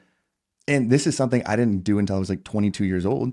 I've always been a relationship kind of guy. That's been like one of my two biggest goals in life is happiness and finding love, right? Like that was it. And it wasn't until I was like 22, 23 where I didn't even ask myself like, what does that word mean? Like, Yeah. what is love?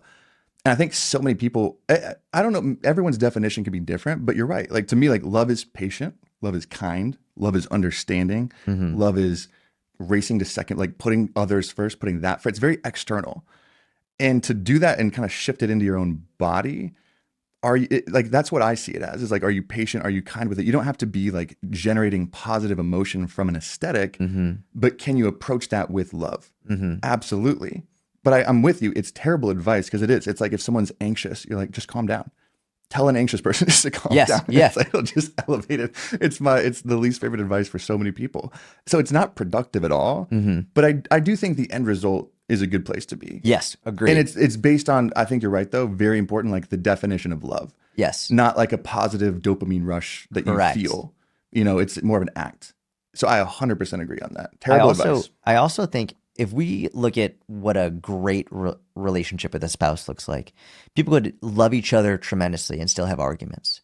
They could still not necessarily see eye to eye. I don't know anyone who has an amazing relationship with a spouse and doesn't have disagreements. It's not about not having a disagreement, it's how you handle the disagreement. Yes. So and that's part of love, right? If you're looking at your body, I think it is completely inappropriate and unrealistic to think that you'll never have negative thoughts about your body. Yeah. It's not about the disagreements you have with your body or the negative thoughts. How do you deal with them? What do they cause you Yeah. to do? Do they cause you to go down a horrible spiral in which now you devalue yourself as a human, you isolate yourself, whatever it is, or does it cause you to take right action? Can you handle them appropriately and like an adult, and can you handle them in a way that allows you to take constructive thoughts and movement towards a better loving relationship with you and your body? Dude, I'm obsessed with that analogy now because that's true. It's like you'll have disagreements with your spouse or with Yes. anybody in your life.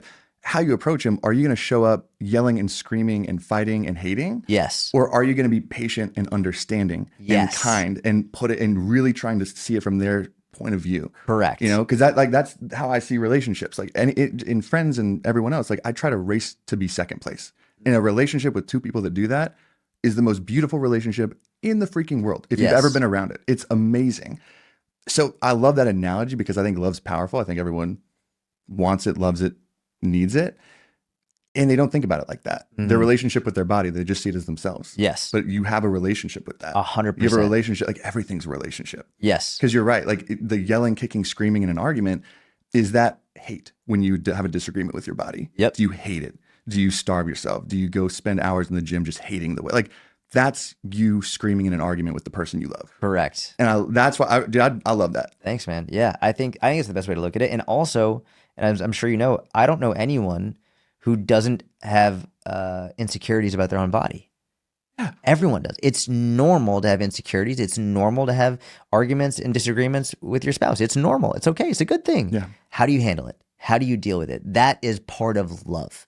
And if your answer is to just love yourself without any action plan, without any legitimate thoughts on how do we move forward with this and how do we improve, then you're just going to keep telling yourself, well, I just should love it without actually improving in that Exactly. relationship. Dude, well, now coming back to where I was saying, like, if you're losing weight, you've heard the term calorie deficit a billion times. Yep. Just telling someone that does nothing. Correct. The same way I'm now seeing it with that approach is it can be motivating. Like your insecurities, what you might not love right now about yourself, if you approach it with love, can be motivating as hell. Yes. You want to change it. You want to drive, and it's exciting to you because you're taking care of that person, that thing that is you.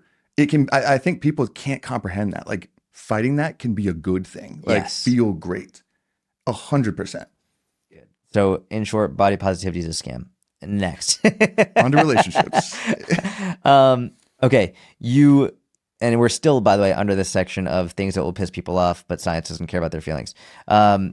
You recently said, any device that tells you how many calories you burned during a workout is not even close to telling you the truth. Talk to me about that. I like these direct quotes. Holds me accountable. Scares me a little bit. I told you my memory sucks sometimes. I'm like, please God, just tell me I didn't say anything stupid. The next question has a very direct quote. Good. I feel like that one's pretty just simple. Like I don't know how you argue with it. Like Apple Watches, devices that tell you how many calories. Like they maybe take 5 metrics into account in estimating how many calories you burn through a day, through a workout, and they're basic metrics, right? Your height, your weight. Maybe your gender, if it's like a good one, like and maybe your heart rate. That's about it. Yep. When in reality, there are hundreds of things that influence how much energy your body burns through a day, through your workout, how you slept last night, the temperature of the room, when your last meal was, your genetics, your hormones, a million things that a calculator, a device can't check. Yep. And I think it's silly to chase those numbers. The devices have use, right? Tracking your steps, or maybe even just using it as like a goal to get an X amount of calorie burn. As long as you know that's not true, accurate, it's a cool goalpost to have an aim for to motivate you to get there, right? I can leave when I get this much work done. Great. Use it for that. I think too many people, that's where it just gets to that. Dude, I talk about a calorie deficit so much, I just want to throw up sometimes. I know, it's awful. It's the worst. But it's where it can be so confusing. Like it's a very simple concept, very complicated to delve into. And there's a lot of hidden trapdoors that people don't think of. And I think that's one of them is if your device is telling you you burned 1,000 calories during a workout, you will think on paper, I'm eating in a calorie deficit. I'm not losing weight. Yep. This doesn't work. I wouldn't believe that it works. If everyone's telling me it works and I'm like, well, I have numbers right here. Yeah, I track my food. I burn this much. I'm eating less than I burn. Nothing's changing. That's what I would think. Any logical person would probably think that. That's where all the stupid little trap doors come in. And that's where, like when we're talking about getting a coach and how I think the best coaches always have a coach is because even at this level, there are trap doors that you don't know you're falling for. Correct. And just because it's not a simple thing like a calorie deficit, if it's a programming thing, if it's a strength and mechanics thing, there's trap doors for everybody. And that's like the first one that people have a hard time understanding. So it's not that I hate these devices. Yeah. I think that the best, I would love to know your thoughts on this. I think the best application of these devices is steps. I think it's in terms of overall health, in terms of overall metrics, being able to track your steps every day. Oh my gosh, dude. Steps and sleep. I think those two, if it can also check, because I know some do, some don't. Yep. Those two, 100%. So talk to me about sleep, because I feel like the tracking your sleep is a really helpful metric. I think the HRV is overrated. Yeah. But I think that the sleep is, I'll tell you why I think the sleep is so helpful. It's not just for me. I have multiple people that I know who've reduced or eliminated their alcohol because of their sleep score. You see how much, like 1 or 2 glasses of wine before bed? Crazy. That visual, it does smack people to stop. And you could read all the PubMeds, all the research you want about alcohol. The thing that got me to reduce my alcohol consumption, I still drink, but like that got to reduce it was, oh shit, my watch knows when I've drank alcohol, not even that much, and my sleep is worth, like every time. That's fucking crazy. Dude, I think the visual aspect, because I'm big on visuals. They're half of what I put into my videos because I think they're so important to understanding something. Yep. You can hear something and listen to something and comprehend it, but I do think that sometimes like your brain needs to see something. Yes. And that sleep tracker, I've heard the same thing with so many people. Yep. It's actually our most listened to podcast to date was an episode on how to fix your sleep. Because dude, it would be a performance enhancing drug. Yeah. If you could just buy it in a pill. Yeah. Sleep is a miracle. And people don't understand how crazy powerful it is until they fix it. And they're like, how did I go through life without this? Most people kind of suck at it. And is the data the most accurate thing in the world? There's argument about it. I think I'm with you with HRV. I think it's a little overblown. Yeah. I don't need that to tell me like, oh, you're a little burnt out. I'm like one eye open, like dying.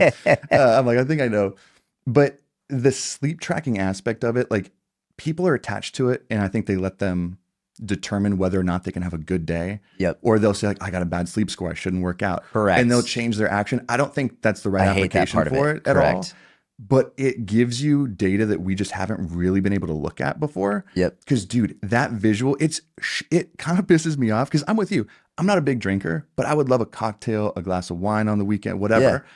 Yeah. And if I have 1 or 2 glasses of wine at dinner at like 6 o'clock, the amount that it negatively impacts my sleep is astronomical. And correct. Here's the other thing, because I didn't even know this term until I was filming that episode of a nightcap. Right? Okay. A lot of people have a nightcap or just like a shot, a drink before bed to help them fall asleep. Yeah. And it makes sense when you don't have the data to show you your quality. Yes. You're like, my mind's running. I need it to quiet down. I can't fall asleep without it. Yep. But when you see, you might be like unconscious, but your body is not rebuilding. You are not getting REM. You are not getting deep because of it. Did it piss you off the first time you learned how much like one drink screws with your sleep? At first I thought it was a mistake. Yeah. At first I was like, no, there's no way. Like, because I woke up, I actually like, I felt fine. But the crazy part is like, you're not inputting, hey, I had a drink right now. Yeah. Every single time I had a drink, it was shit. And every single time I didn't have a drink, my sleep was way better. And then I started to look into it more. And I realized, when you have a drink, it's, you get tired, calm down oftentimes. So you think you're going to get great sleep. It can like help you fall asleep. Easily. Yeah. But what you realize is your heart rate is significant. Your resting heart rate is significantly higher. Yeah. So for me, my resting heart rate usually is in like mid to high 40s when I'm sleeping. When I have alcohol, it's in the 60s. And so really that much of a jump, dude. And not like I'm not even getting drunk. Yeah, like maybe buzzed, maybe slightly buzzed, maybe 2, maybe like 3, but 4 max, maybe 5 or 6. That's it. I'm not like I don't like getting drunk at this point in my life. Like it's with a family. It's gonna sound weird, but I don't like getting to a point where I can't be. If I need to take someone to the hospital, you can't be in control. I need to be very aware. So when I drink, I don't ever get to that point at this point anymore in my life. But it still would really negatively affect my heart rate, which if you're thinking about your body's ability to fully relax and fully recover, if you're in this elevated heart rate throughout the entire duration of the night, of course you're not going to be able to get deep sleep. Of course you're not going to be able to get REM because your heart rate is elevated. You're having a stress response to the toxin that's in your body. Yeah. And again, you and I drank the other night. You brought over this great rosé, like we still drink, but it's not about going one way or the other, completely eliminating it if you don't want to. It's if it can reduce my consumption by 80%, that's pretty fucking wild. And pretty immediately too. Yes. Because that's what I think it's so helpful is I'm with you. So like as soon as people see that and they can confirm it, they're like, oh my gosh. And it gets them to change their behavior in a good way. Some people take it too far. You're right. Like I never drinking again, never can do this. And it's a bad relationship with it. That's taking it too far. But it just makes you more confident in understanding how things work. Like you're no longer confused when you wake up of why you might feel like crap. Yes. You're like, I know why. It's because I did this. Like I still wake up not feeling great. I don't sleep perfect anymore. Yep. But most nights I do. And if I don't, I can usually pinpoint to why. And it was because I did something and I can either say, okay, it was a decision I made, having a glass of wine, whatever. I made that decision. But I can now know and predict if I don't want to feel like that in the future. And I think that's what people like. Because dude, the impact sleep has, like when you really fix it, that was something I struggled with in like my mid 20s. Yeah. And I got the Oura Ring and just got obsessed with fixing it. Yeah. And it's so empowering. It's cool, dude. It's cool to fix your sleep because I feel like it's a performance enhancing drug. Yeah. Like if you could do one thing, I tell like that one habit, and I know it seems simple and stupid, and it's also not easy to fix. It's not a flip of a switch. If you could change, like do one change or shift in your habits or lifestyle to positively and disproportionately impact everything else, that's the one. Dude, I agree. I'm in the same breath. I'm sleeping 4 to 6 hours a night right now at most, just because, I have two young kids. Yeah. I have a crazy dog, running businesses. Like my sleep is shit right now. Yeah. And I still get done. Like I still work out. I still do all the stuff I need to do, but it's way harder and my performance Oh, I isn't where it bet. would be. Like it is, and my caffeine intake is way higher, which I know isn't Mm, good for me. yeah. But it's one of those things where it's like, all right, like, listen, like if I have the choice between um, being able to get a good workout in or getting an extra hour of sleep, so going from 4 to 5, I'm probably going to get the workout in. Yeah. In terms of at least not every single day, but maybe 3 days a week, I'm going to sacrifice a little bit of sleep so I can get the workout in, and the other days I'll get that extra hour. Yeah. But I think there's no question that if and when I have the ability to get more sleep, I will jump on that ability. It's just sometimes it's just not possible. May I ask a question about this with Yeah. kids? Because I don't have kids right now, but I know a lot of people give like very basic sleep advice, right? Get 8 hours. And people like you are like, okay, Good fat luck. chance. Yeah, like that's, I live in a world called reality. And with kids, that's not possible. Did you notice with that at least? Because people, I don't think, see sleep in two different categories of quantity and quality. Hmm. Did you notice by doing things to like really bump up your quality during those 4 to 6 hours that it made a really big impact on how you feel? Because I know people that can get by with 6 hours of sleep pretty regularly Yeah. because their quality is very high. Like they're getting very restorative sleep. So my watch tells me I get very restorative sleep. We keep our temperature pretty low. I think our temperature is at Icebox. like 68, 69 or so. So we keep it nice and Yeah. chill. Blackout curtains help a lot. We have a sound machine on. Those are the main things that we do. I also like a lot of people like put your phone down. Da, da, da. It's like, dude, my blue light is in my eyes seconds before I go to bed, which is not good, but like it's just the truth. I've always challenged that one. Sorry to interject a little bit. Yeah, please. I feel like from what I've read and because I tried to understand that everyone says put your phone down 2 hours before bed. Yeah. Good luck. Maybe I'm a weak person, Yeah. but I'm like, I love just scrolling on my phone, Yeah. whatever. I don't see it impact me falling asleep at all. I Me can either. put it down. For me, it's like the bright, the overhead, Yep. the big lights Yep. that really like, I feel that jolt of like, okay, I'm not tired anymore. Yeah. You know what I'm saying? I don't think it's I completely agree. I don't think it's the light as much as it is what you're seeing on social media. The doom If it's scroll. pissing you off, Yep. if it's because, dude, every Friday night to Saturday night, I take off social media completely. And I've done tests where I'll test my blood pressure on days where I'm not on social media versus when I am. Literally 100% of the time, my blood pressure is higher I when love I'm you on so social much. media. That's incredible. When I'm off social media, blood pressure is significantly lower 100% of the time. So it makes sense where if you're finding that you're doom scrolling and you're getting angry or hyped up, then yeah, it's going to be really fucking hard to then put the phone down and go to Yeah. sleep. It's not the blue light. Yeah, it's not the blue light. Exactly. So I've also got a gift where, dude, I could sleep on a pile of rocks. Like I could, wherever I am, I can fall asleep. 10 minutes and you're out. Done. My wife, no, like at all. But yeah, so I actually want to ask you, what are like your main strategies for improving sleep? For myself or like advice? Both for yourself, like what Yeah. would you recommend, but also for advice for others. Okay. Because I'm like, the answers would be, before I would have given very blanket the same. But when I got to understand it better, it's kind of like solving any problem. Yep. Where you have to figure out like why your sleep sucks and then address those problems, right? Like 2 or 3, like you get 10 people in a room that Yep. are all sleeping poorly. One thing is not going to fix all of their sleep. Correct. Like it's going to take 10 different avenues. Like maybe one person's morning routine is so far off that they're starting their day way late. It's up until 2 a.m. now. They can't fall asleep. Maybe someone else can't get enough deep or rest. Like there's a different approach. So to everybody else, that's why I really think like a sleep tracker is valuable, is because it helps you understand why your sleep sucks. Because if you don't know like that data, you just know you're sleeping bad, but you Yep. don't know why. Like, and for me specifically, like when I got it, I learned that I was eating way too close to bedtime. I didn't even know that impacted it. I would work all day, slam a big dinner at like 8:30. And I didn't realize why my heart rate was up until like 1 a.m. I'm like, why does it not dip until later in the night? That was why, because your body's still got to digest it and process it. So for me, the biggest thing that would help is I have a tendency, I don't know if it's a good or a bad one. I think it's both. It's helped me. But when I am really locked in and working on something I'm really into at the moment, like I have a hard time shutting off at like 5, 6 o'clock, and I'll just go late, right? And I'll be on there. It's not the blue light that's screwing me up or anything. I think it's just that my brain is in work mode, focus, like get things done. And you kind of feel that when you pull away from a screen a lot of the times. If you're on it all day, your brain is just fried.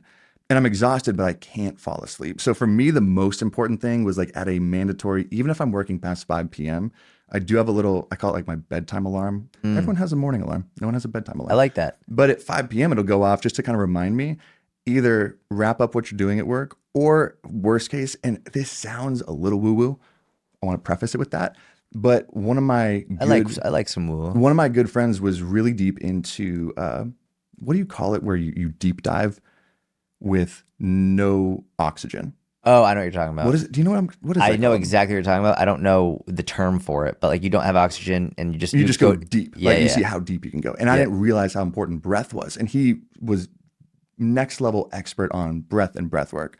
And then I kind of saw some like Wim Hof, which he's got some cool, fun stuff, some that's a little far reaching, whatever.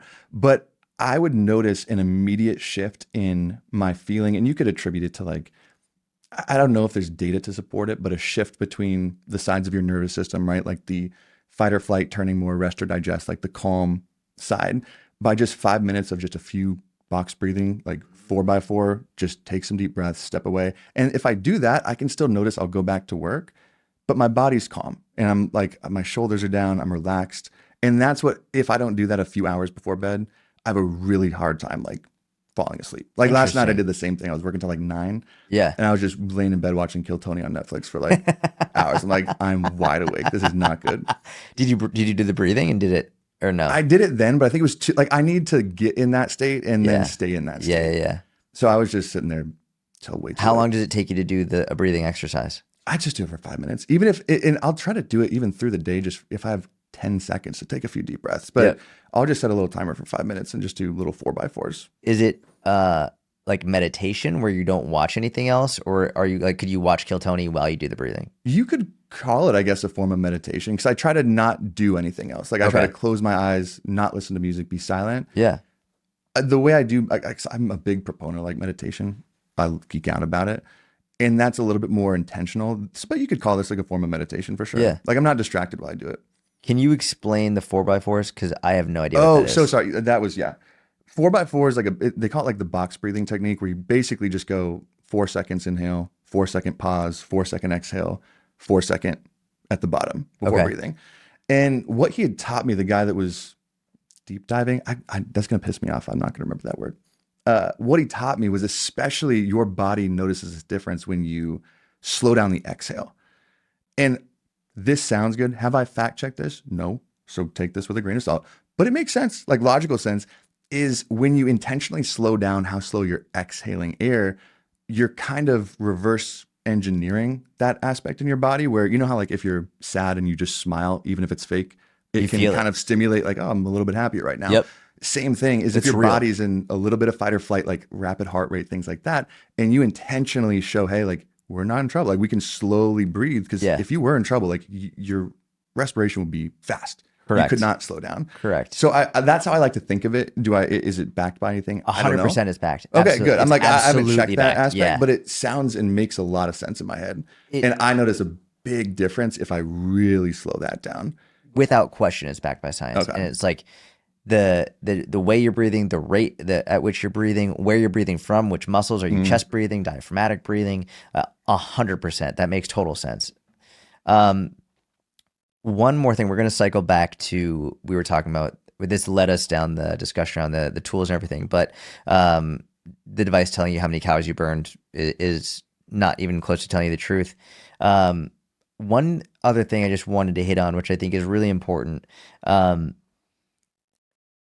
aside from whether or not it's accurate, like if you've done a cursory amount of research, we know that these devices are not accurately telling you how many calories you burned. Even let's just assume they are, though. Let's just play devil's advocate. They're telling you the truth. Yeah. They're absolutely telling you the truth.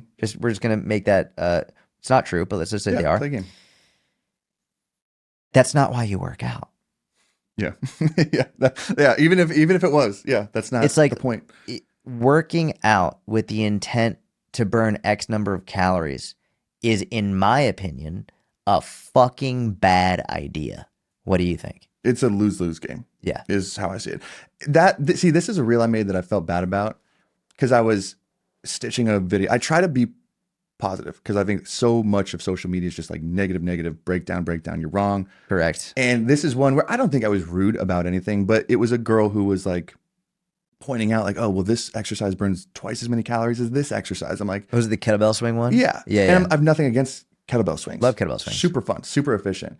But the whole point of that is I'm like, the goal of working out isn't to burn calories. I'm like, kettlebells have a great use and a great application. Yep. Burning calories isn't really one of them. Like it's At a all. lose-lose game. It's just, it's not efficient no matter what goal. And that's where people would comment like, well, you don't know everyone's goal. I'm like, no matter the goal, that still breaks down 1 or 2 layers deep. Yes. That was my problem with it. So I tried not Correct. to be negative about it, but I felt bad about challenging that because it's a lose-lose game. I don't think you should feel bad about it. I think you did a great job of that video. I think, because I think you're right. If let's just say someone's goal is, well, my goal is to burn more calories. Okay, why? Like at the very beginning, why is it like, let's discuss why. Well, because I want to burn more calories so I can lose more fat. Immediately, okay, well, that's not how we're going to do that. Like that's a really shitty way. Like if you want to use kettlebell swings or kettlebells, which dude, I love kettlebells. It's like how I first got into fitness. Oh yeah. It's I remember you used to be big into, are you still?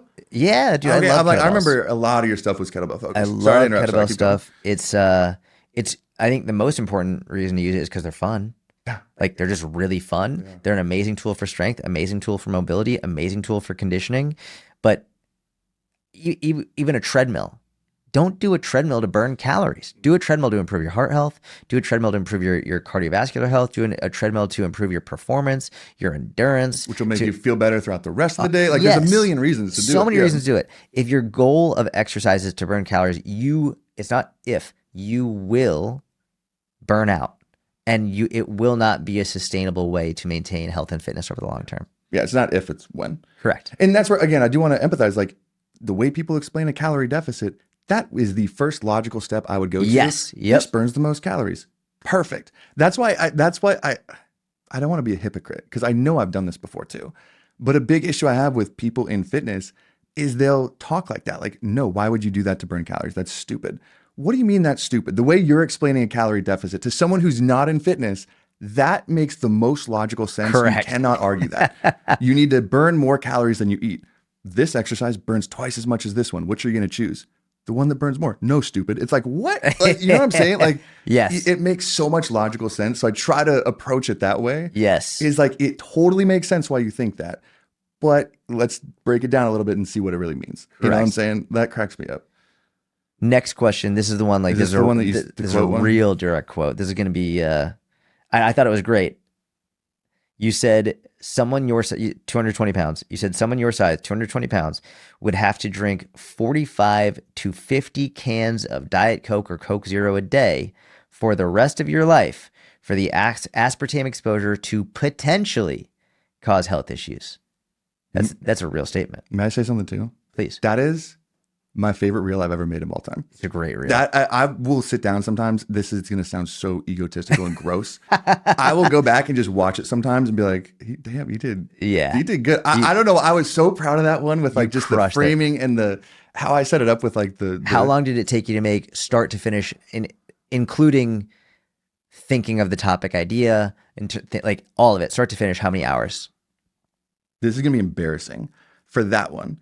Because when I had the idea, here's what I try to do is a lot of people online say the same shit. And also, I'm not reinventing the wheel with anything. I'm not a Brett Contreras who invented a staple exercise. Right. I'm not whoever came up with the first law of thermodynamics. Isaac Newton. Probably not. I don't even know. You know what I'm saying? Like, I'm not reinventing anything. And if you want to stand out with content, you can't just say what other people say. Mm-hmm. So the conversation of aspartame and artificial sweeteners, it always like bubbles up. And that's another one where I'm like, I want to talk about this, but I don't want to just say what everyone else has already said. And I'm like, how could I approach this in a different way to get people who don't understand it with all of that out there to understand it? And when I try to boil it down to like, okay, what's the real principle I'm getting at? And for that video, like why aspartame or artificial sweeteners aren't bad for you, it's that the dose makes the poison. That was the principle when I like really leveled it down. That's what it came down to. The dose makes the poison. So I'm trying to think of like, gross exaggerations, because I feel like honestly, that's how you really Yes. reach people and change their mind, is like, let's go to the furthest extreme that we can agree on and then work our way backwards from there. Smart. Right? I think Smart. that's the best way you can do things. And sometimes that rubs people the wrong way, because that's how I opened the video, is saying if you smoke a pack of cigarettes a day, it'll take 7 to 10 years off your life.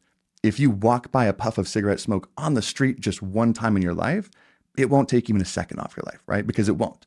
Great right? hook. I was like, and when I thought of that, I was like driving. I'm like, pull over, write this down. Go buy a pack of cigarettes. And I'm going to be like, when I thought about that idea, and then I was like, okay, let's go on the other end of the spectrum. What's something universally, this is almost impossible to do in fitness today, that 99.9% of people can agree is healthy for you? Barely any, like a banana, people don't agree on that. So I'm like, water, right? There are some weird people that argue that water is not good for you. Whatever. 99.9% of people can agree on that, Yes. right? Water is not damaging to you. So I'm like, okay, let's take it to the extreme. You can die from water toxicity, right? Yep. Hyponatremia. If you drink too much water too fast, you will essentially drown from the inside out. It's a ridiculously big number of like liters of water you'd have to drink, but it's there. And it's happened. So I'm like, okay, cigarettes, something everyone can agree on is terrible for you. There's a dose where technically it's not going to negatively impact your health. Let's take the healthiest example, water, right? Something that, again, at a dose can kill you, at a good dose can be really, really helpful for you. I was so proud of that I literally think I filmed the video 3 times. No way. Went through the editing and didn't like the ending. I'm like, I know there's something here, and redid it again. I bought 80 cans of Diet Coke to stack on my table once. If you've seen the video, it has 1 can of Diet Coke. I literally spent half a day stacking Diet Cokes, and I got through it all, and I'm like, I don't like this. Didn't look how, that was an annoying one for me. That's not how every video is, but I knew that was a good video. Yeah. And that's why I was proud of it, is because I put it, if it just flopped, I would have quit. Been I would so have been. mad. But yes, I don't even know what that question started. That just got me so How many excited. hours do you think like Oh, that's what it is. for that one Dude, post? I think it's helpful for people to know like how much time and effort goes into a single well done That post. post by far is the longest I've ever spent, mostly just on the thinking of how to phrase it, Yeah. right? Like the actual shooting and stuff probably took like 30 minutes to film, and then probably like an hour and a half to edit. Like not that much. Yep. In terms of like what I do for other videos. It was the scripting and trying to frame it correctly like that took, I mean, it depends on what you consider that, because I would be thinking about it just in my free time. If I was on a morning walk, I'd be like, does this That make counts. sense? Testing it out. I mean, tens of hours, 20, 30 hours of just thinking That makes sense. about it. And that's why I'm almost embarrassed to say it, because it's like, I spend a lot of time trying to think about how to say things so it connects with people. Yeah. And luckily it's paid off and shown to be valuable. Yeah. And it's like worth my time. If it wasn't, I'd change my direction, of course. But at least it's kind of paid back. It's like, oh, this matters. Like something's here. Like the communication aspect, something's here. The reason it's worth your time is because it's educating people. If what you were saying, and more specifically, the way you were saying it and the way you were educating on it wasn't teaching people, then it wouldn't be worth your time. But that's like, if I think about like the best teachers I ever had in school, they were the ones that had the best visuals, the best lessons. They took the most time. They didn't just put it up on a slide and read off the slide. It was like the ones who spent the extra time to make their lessons relatable and understandable. And so you spent half a day stacking up Coke cans, filmed it, and you're like, you know what? I actually don't like how that looks. That's a huge amount of effort that 99.9% of educators wouldn't do. Because it's just too much effort. Meanwhile, you're the one to put in that effort, and it actually helps people understand it better, and it reaches more people as a result of it. So you've educated more people due to your effort. Yeah. Which thank God that the effort's paid off. Like if it didn't, I'd be like this.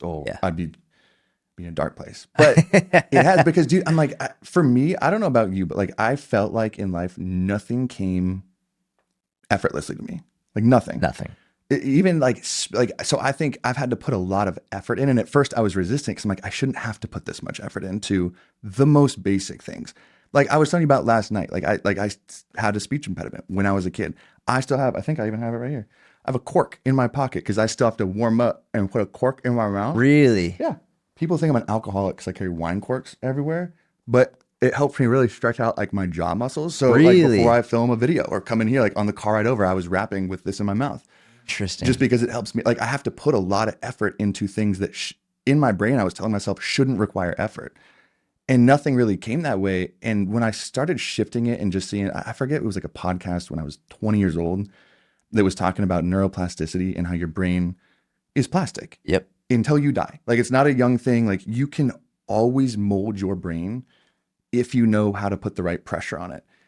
And I thought that was so freaking cool because I'm like, and maybe I'm naively overconfident sometimes because now I'm like, if someone else has done something, I'm confident that even if I can't do it right now, I could, if I wanted to, figure out a way to do that. Yep. You know, like no matter, maybe outside of like the craziest minds in the world, the Neri Oxmans, the Elon Musk, the minds that are just different than Yeah. people's, Yeah. maybe Yeah. not. But for most things, and that's where I kind of just fell in love with like effort. Like I just think effort is so cool. And I appreciate the hell out of people that put effort into things. Yep. Because it's like cool to be nonchalant now and not care. Yeah. And That's I so true. hate it. Like it looks cool. I'm not gonna lie. Like the Gen Z, like the nonchalant bro, looks cool. But I appreciate people that put in so much effort more than anything. Like Yeah. if I see someone doing that and just anywhere, at a restaurant, at anything, I will go up and just try to be friends with them because I'm Yeah. like, you are probably a freaking awesome person. Yeah. You know, like Yeah. I love effort. It's Passion, cool to me. effort. I completely agree. Yeah. Especially for things that people don't get recognition for. It's I think it's easier. I won't speak for you. I'll speak for me. It's easier for me to put in effort knowing it's going to get great response from people and Yeah. I'll get pats on the back for it. Whereas firefighters, cops, moms, where they're putting in insane amounts of effort Not getting and recognition. often never mind not getting recognition, but often pushback. Often Yeah. like they're It's still going. yeah, it's just like they're getting spoken down to, not appreciated. Like it's that to me is when you're not getting appreciated and you're still putting in outrageous amounts of effort, man. That's the most admirable thing. Dude, seriously. Like that's when I felt so bad with everything that was going on in the last few years. Not even to get political, but like I've just had very close friends. I took criminal justice courses in college that are cops, and you see what they have to go through and put up on a day to day. And I'm not saying every cop is good or bad. Each I hate that you individual, even feel like you need to preface you know with what I'm that. saying? I hate it because you do today, unfortunately. Yeah. And I'm not saying that, but it just breaks my heart because you know how hard someone is working. And like you said, it's not that they're putting in effort that 99% of people wouldn't. They would stop early because it's just too much. I'm not dealing with this. Some of the most messed up stuff. And not only that, but you have people telling you you're a terrible person. You should be in jail. You deserve to die. I'm like, that breaks my freaking heart. It does. Especially with cops who every time they pull someone over, is this person going to shoot me? Is this like you have no idea what's going to happen? Yeah. Like, Which you understand from both sides when you see other people's stories, of course, but it sucks. yeah, there are amazing cops. There are terrible cops. There are amazing lawyers. There are terrible lawyers. There are amazing coaches. There are terrible coaches. Amazing doctors. Terrible doctors. I hate that we live in a world where it's like, all right, well, we need to preface by saying this just so someone doesn't get mad. It's like, listen, they both exist, and also, I think the vast majority of people in these jobs, in these occupations, and whatever, actually have very good intent and do a great job. It's the few people who make a bad name for all of them, which I think we have to be aware of. Absolutely. Yeah. And that's where, like, even if I disagree with someone and I think what they're doing is harmful, but you can tell, you know, if you really look at them and you can say, okay, I think they actually did this with a good intent. Yeah. Like, this is where, and we don't even need to get into politics. Let's or like the Make America Healthy, the guy. I try to not just paint black and white. Yeah. 99% of what comes out of his mouth, just Nonsense. so blatantly wrong. Yeah.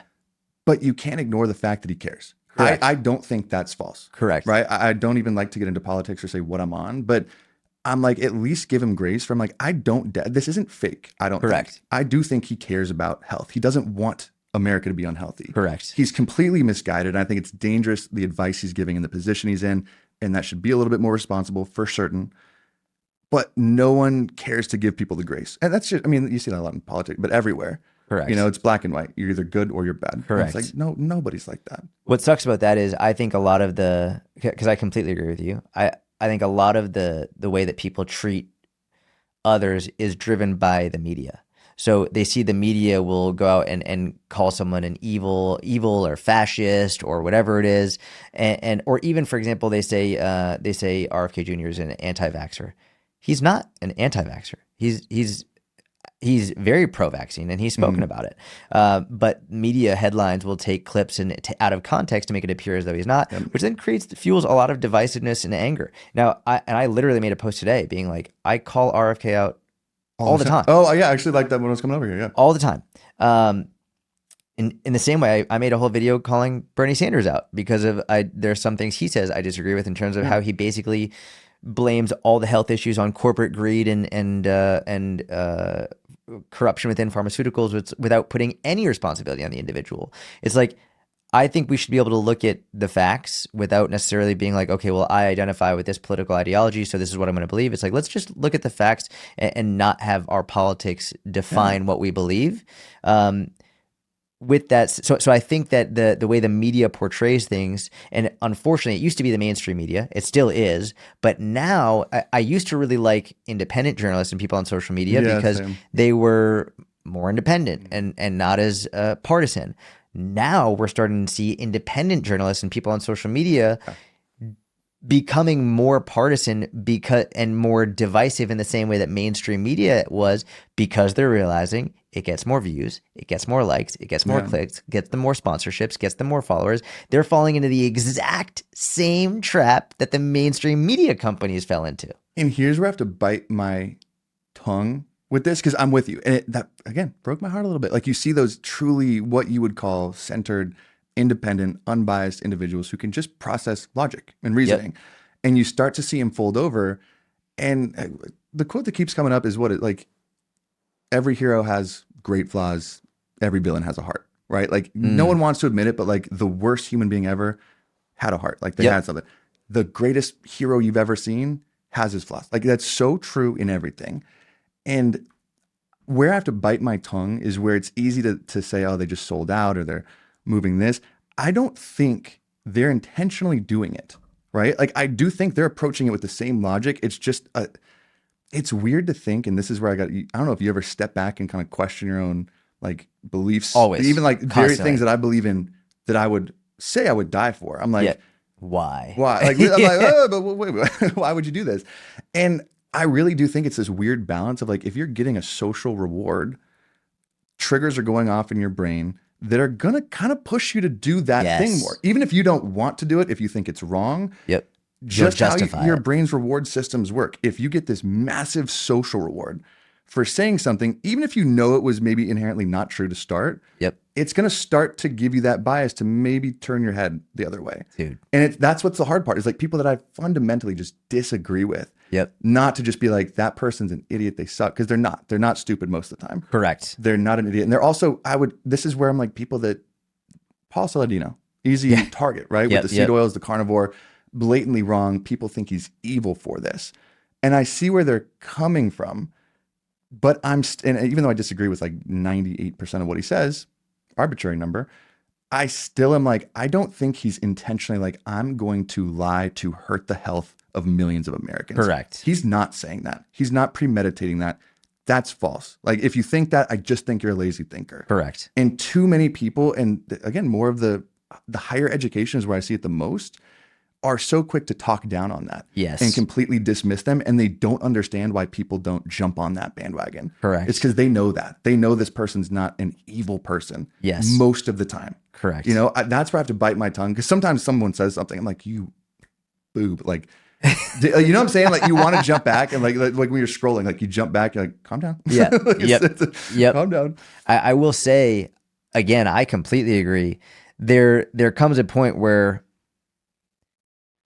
I'm trying to figure out how to best to frame this. Here's what I'll frame it this way. Hitler thought he was doing good. Yeah. Right. So even the people who have committed the worst atrocities in humankind, they thought they were doing the right thing. So this is where we get into a conversation around, okay,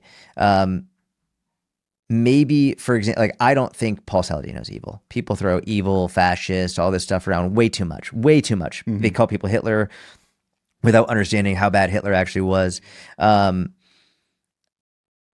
This is why the First Amendment is so important. We need to be able to speak up and to say like, hey, what they're saying is wrong. Like it's like for right now, for like if we were in a dictatorial fascist regime, you wouldn't be able to speak up against Donald Trump. You wouldn't be able to Mhm. speak up against the Secretary of Health. You wouldn't be able to because whatever they say, like this is Yeah. it, there would be no freedom of speech. This is why the First Amendment is the first one. It's so important.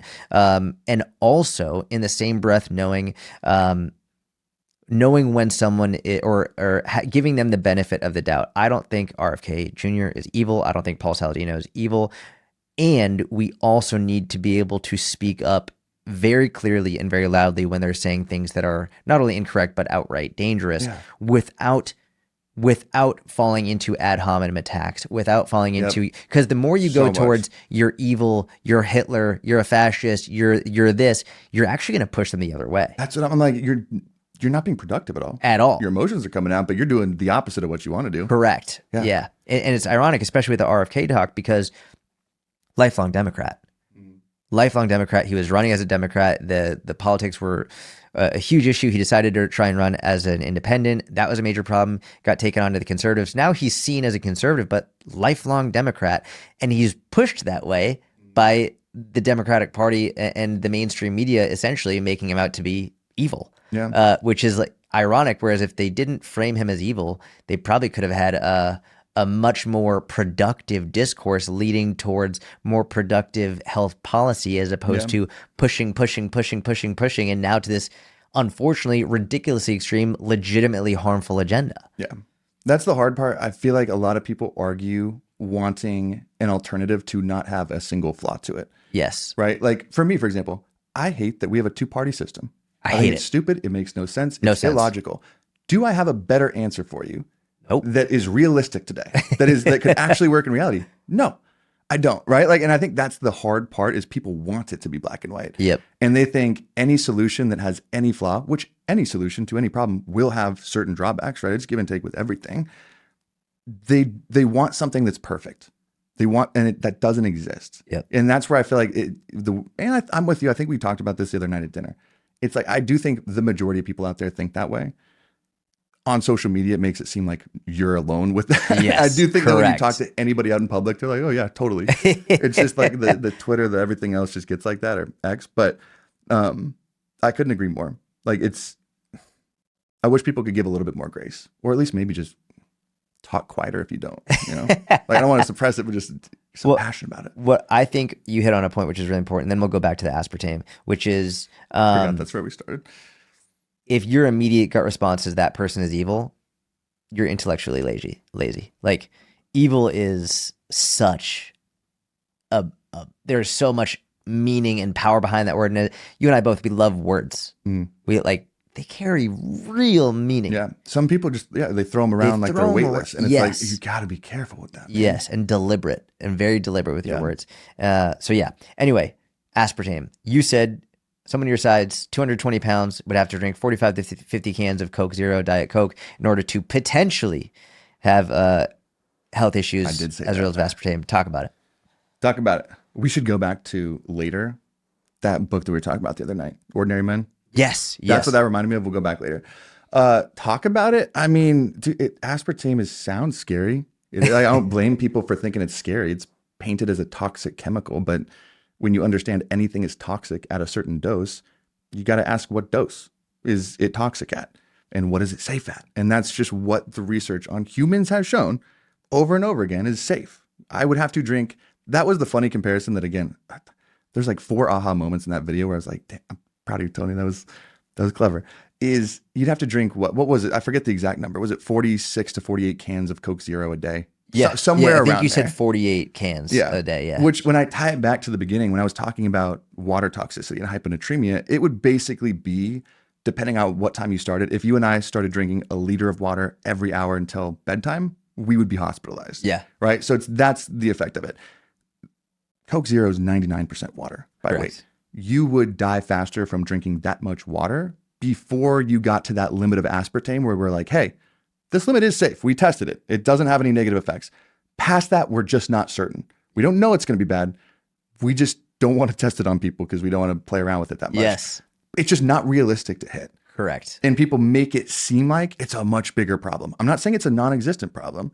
They just make it seem like it's should be like the size of a basketball when it's Correct. like a grain of sand. Correct. And it's crazy if you see the little dose of aspartame.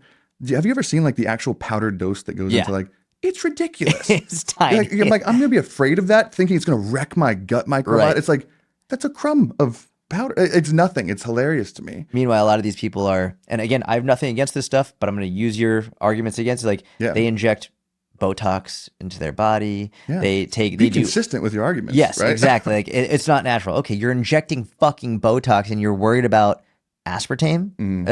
Is that a joke? Dude, that's where I've got this like little, like everyone's got a little angel and devil on Yeah. their shoulder. I got like an angsty little devil that will whisper in my ear. And I was gonna initially for that video stitch a guy, I forget his name. I'm not gonna throw him under the bus, even if I did, who was shouting at the aspartame in the store. I was so petty. I'm like, I'm gonna find this dude doing something stupid. Like actually, like alcohol. I'm like, I'm gonna find him drinking alcohol, a legitimate toxin in your body, right?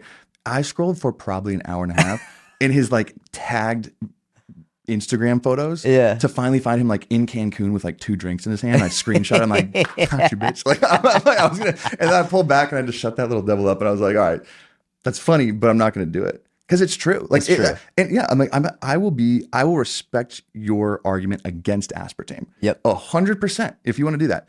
But you better be consistent with your line of thinking everywhere else in your life. Correct. If you're going to get mad about that, like I think Lane Norton says it about seed oils. Yes. You can think seed oils are harmful, but if you do, you better think saturated fat is lethally dangerous to you. If that's your line of thinking. You know what I'm saying? Like you can think that, but be consistent. Yes. And that's what I know I've been wrong there before. It's not bad to be inconsistent, but everyone does it.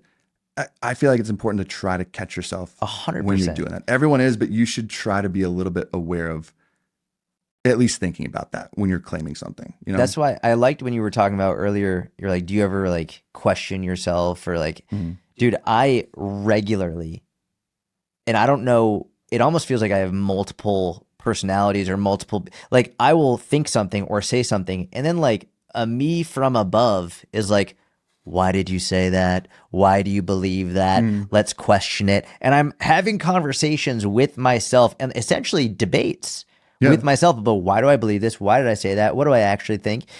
I think you should regularly be having those conversations, or maybe not. Maybe I need to see a therapist and like get on some medication because I'm legit having back and forth conversations trying to figure out why did I frame it like that? Why do I think that? Why is that such a strongly held belief? Let's challenge it like all the time. I think you should. It's exhausting, and I think that's why people don't do it. Sometimes at the end of a long day, if I think something, do I want to fight myself? No, I'm exhausted. I want to turn on Love on the Spectrum and just get my heart filled up. Like I just want to relax a little bit. It's exhausting to do, but I'm with you. You can tell the individuals who do that regularly, I think, and those who aren't used to it or shy away from it, because you start to notice it in the consistencies in their conversation and how they talk. Correct. I feel like that's the less consistent your life looks, the less you do that to yourself. I think there's a little correlation going on there. Yeah. Because I do notice that, like, the more consistent people are in their values, I feel like you have to keep doing that and testing yourself. No one can know everything. Correct. And I guarantee that you and I both probably have areas where we haven't questioned the right thing yet, and we're wrong in whatever we believe. Yep. Absolutely. All the time. Yeah. It's impossible. It's like a never-ending game. But, dude, it's important. This might be a stupid question. I thought of it last night and I was like, this just might be fun. This is when I was texting you about history. Fun questions are the best, though. So now I'm in the next section just titled Random Questions. It's fitness scams into World War II. So this one, I want you to pick a historical warrior. Okay, so out of these 3, Roman gladiator, samurai, infantryman storming the beach on D-Day. We have those 3 warriors, okay? Pick one. F1, marry one, kill one. I thought that's where you're going with it. But just pick one? Just pick a random one. Or is pick this one part of the game like going to lead to the next thing, or like my favorite? No, not a favorite. I just want you to, and if you want to pick your favorite, great. But you have a Roman gladiator, a samurai. Easy. You pick a samurai. Yeah, okay. Easy. How would you structure a samurai's training program? I hate that I love that so much. That's ridiculous. Okay. How would I structure a samurai's training program? Well, let me think what's important to samurai. I picked a samurai because those dudes are tough. Yeah. Mentally, like probably the toughest people on earth. Yes. Why they're probably my favorite as well. Like mentally, you're not breaking that person. So obviously, thinking that they're already good with that, I would probably structure their training into something that challenges them equally mentally as physically. They use I don't they still just use swords. Like they don't like it's not efficient. I wish they were a little bit they figured something out past whatever year that was that they just But I feel like that's part of the appeal is like oh they could absolutely. just using their body and a sword, they can really Yeah. wreak havoc. I think it'd be mostly mobility and striking based. It would be very little weight training. Mm, I mean, there would be weights involved, but it would be very little traditional weight training. Probably this would be silly meditation in a training program because that's probably important to them. Probably ridiculous repetitions at just specific movements. Do yep. I know those movements? Nope, absolutely not. I'll ask Grok what samurai movements are because you know what I'm saying. Like, that's why I kind of love the Japanese culture Yeah. of just the endless thousand punches of the same Yes. punch of Yeah. every like just the same thing over and over in a field. So I feel like it'd be very monotonous, but they probably like that about it. So how I'm not assuming you know sword training. How would you structure his strength training, or not even just strength, his physical workout regimen? It would be more power and athletic based Okay. for sure. It'd be Okay. more based around movements rather than specific exercises, if Okay. that makes sense. Yeah. Like Yeah. specific movement patterns that they would do. Do I know those yet? No. But like focused around maybe it's like trunk rotation, like really Yes. powerfully Yep. exerting force through your whole body and getting that Yep. to kind of synchronize. I think that would be very, very important. I probably honestly would add in a little bit of like tempo efficiency work to weights. Okay. I think that actually could probably maybe help them a little bit Yep. because I know that can really help you dial in. Like one thing I learned from my strength coach when I use them, I'm going to use a weird personal example that sounds really broy, but I love the bench press. It's my favorite thing. You're It's really good fun. at it too. That's why I probably like it so much. But when I started doing it, I was stuck at this wall where I finally got to like 315 on bench, which felt great, but I couldn't go past it. And it's because I was training like a bro. Like I was taking every set to failure. I was benching once or twice a week. And that's just how I always had done it. And he was the first one to get me to realize for strength and really getting, especially, I mean, bench is a good example because it's a compound movement. You're using your full body. People see it as a chest exercise, your legs, your quads, your glutes, your core, your lats. Everything is involved in getting that weight up. And you can't really focus on that when you're focused on just not getting crushed by the weight. Yep. So in the next year of training, I don't think I took a single set to failure to where I could keep going. I would stop 1, 2, 3, 4, 5 or more reps short. And that really confused me at first. I'm like, how will I get stronger? And that's where I started to realize strength and size aren't the same thing. They overlap, but they're not the same thing. And that strength is more of a skill. And same thing I think with the samurai. What Yep. they're doing is more skill based. Where if you think of like any technical skill, like playing the piano Yeah. or riding a bike or anything that really takes repetition for your mind muscle connection to just get stronger and more efficient in getting those muscles to synchronize together, it would probably be like some tempo efficiency where you're doing some lighter weight but moving very slowly through movements so you could really feel where you're supposed to feel. Yep. Focus on building that neural connection, not just let's take you to failure, let's exhaust you, let's make you feel tired. I don't think that'd be very productive for them. Correct. But a beefy samurai dude would probably be pretty terrifying on the field too, like just yoked. That's what I'm thinking. I'm like, maybe we'll pivot. You know what I'm saying? They're usually nimble. Yeah. Just a freaking boulder would Yeah. be kind of funny. So probably more focused on the strength training side of things, more tempo based, more rhythmic based, more efficiency, and more based around real life movements Yep. rather than typical what you'd see in a gym. Yeah. That's so what it I'd go wouldn't for. it wouldn't be like squat bench dead. No, I don't think they do any of that. Yeah. Yeah, Yeah. very much like that. I'm trying to think if there's anything else I'd add to that. And I guess just more with that, just practicing explosive movements and generating full body power. What's an example of some explosive movements you'd have them do? I think that'd be fun to get some like med ball rotating slams against the wall. I thought you were gonna be like, I think it'd be fun to get some samurais to train. Dude, I think we gotta go to Tokyo in 2 weeks. I'm gonna recruit. I think getting some really, I just love med balls because you can really focus on your core Yep. and rotation and slamming is fun too, to be honest. Yeah, it is. So fun. I think a lot of that where you're moving on a few different planes in an explosive pattern would be fun and helpful to them. Yeah, That's probably how I'd start to structure those movements. I like that. I like that. The way that I think about it is when I'm training, especially like we're gonna say a warrior, like a samurai. I start thinking, well, what are the common injuries that they might have? So I'm trying to think preemptively. Head cut off. Like, Head cut what off. injuries do the samurai encounter that Use the iron isn't neck. lethal? Yeah. Well, I'm thinking like, for example, if you're fighting with a sword, there might be some shoulder injuries, some elbow tendinosis going on, right? Because like the Yeah. swords are clanging. Swords are heavy too. Dude, they're heavy, Japanese man. iron is heavy. Yes, Yeah. man. So maybe like some preemptive internal external rotation work, but like progressively overloading it, not just the heavy with the like not with the Yeah. bands, but like legit like actual Strengthening the joints that are going strengthening to be the so joints, yeah, even if the they're not tendons. injured, but strengthening those Yes, joints, I think would be huge. You're just to right. prevent it, because like I would imagine samurais, they don't take days off. They train every day. They're samurai, right? Now, I don't think samurais are training to failure, but like samurais are methodical. They're Mhm. like they're balanced. But they do it every day. They do you better to practice one kick, Bruce Lee, 10,000 times than 10,000 Mhm. kicks one time each. So I'd want to make sure that they're not getting overuse injuries. I think a lot of stability through balance training, uh, whether it's single leg work, even just Yeah. like getting them out, also training in the conditions they're going to be fighting in. Yeah. Right. I wouldn't want them in a clean, pristine gym with techno music playing. Screw Like that. I'd want them out in the woods Bear. with a Absolutely. bear or with like on the beach, like doing sprints on the beach, Yeah. Very right? Because like unstable. sometimes they have to run on the beach, or like teaching them how to, if they're doing a depth jump or a box jump, absorbing that force quietly so they can Mm. pounce like a cat, Ooh. right? It's Is like, this premeditated? This is good. dude, I'm just, This is great. I 'Cause didn't know that's which one true. you were They going got to to be pick. quiet. They got to be quiet. That's Like part of being a samurai. A samurai.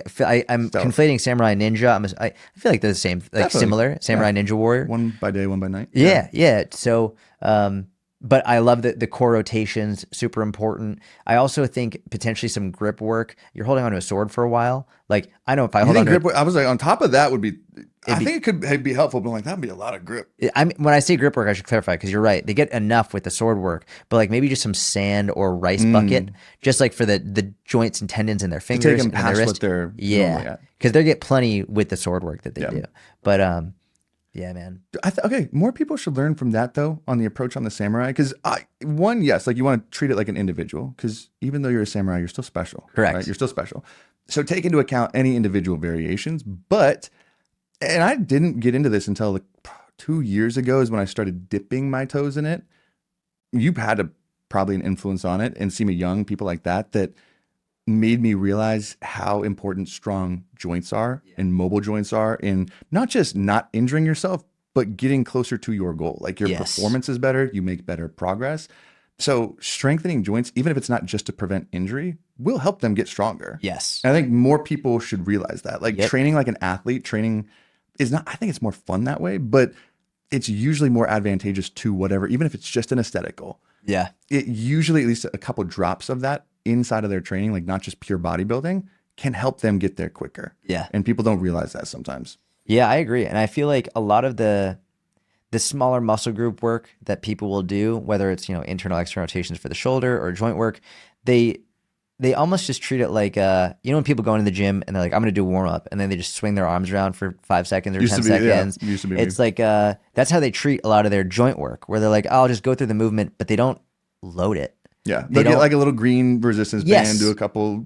Yeah. Yes. And they'll stand there, or they'll take like the plates and they'll do the internal external rotations standing up, like with a plate. Yeah, Like where you're that's like, that's not quite- gravity is going down. Yeah. Like it's not working the actual rotator That cuff. one's funny to me. Anyway, I think people need to treat their joint training like they treat their muscle training, Yeah.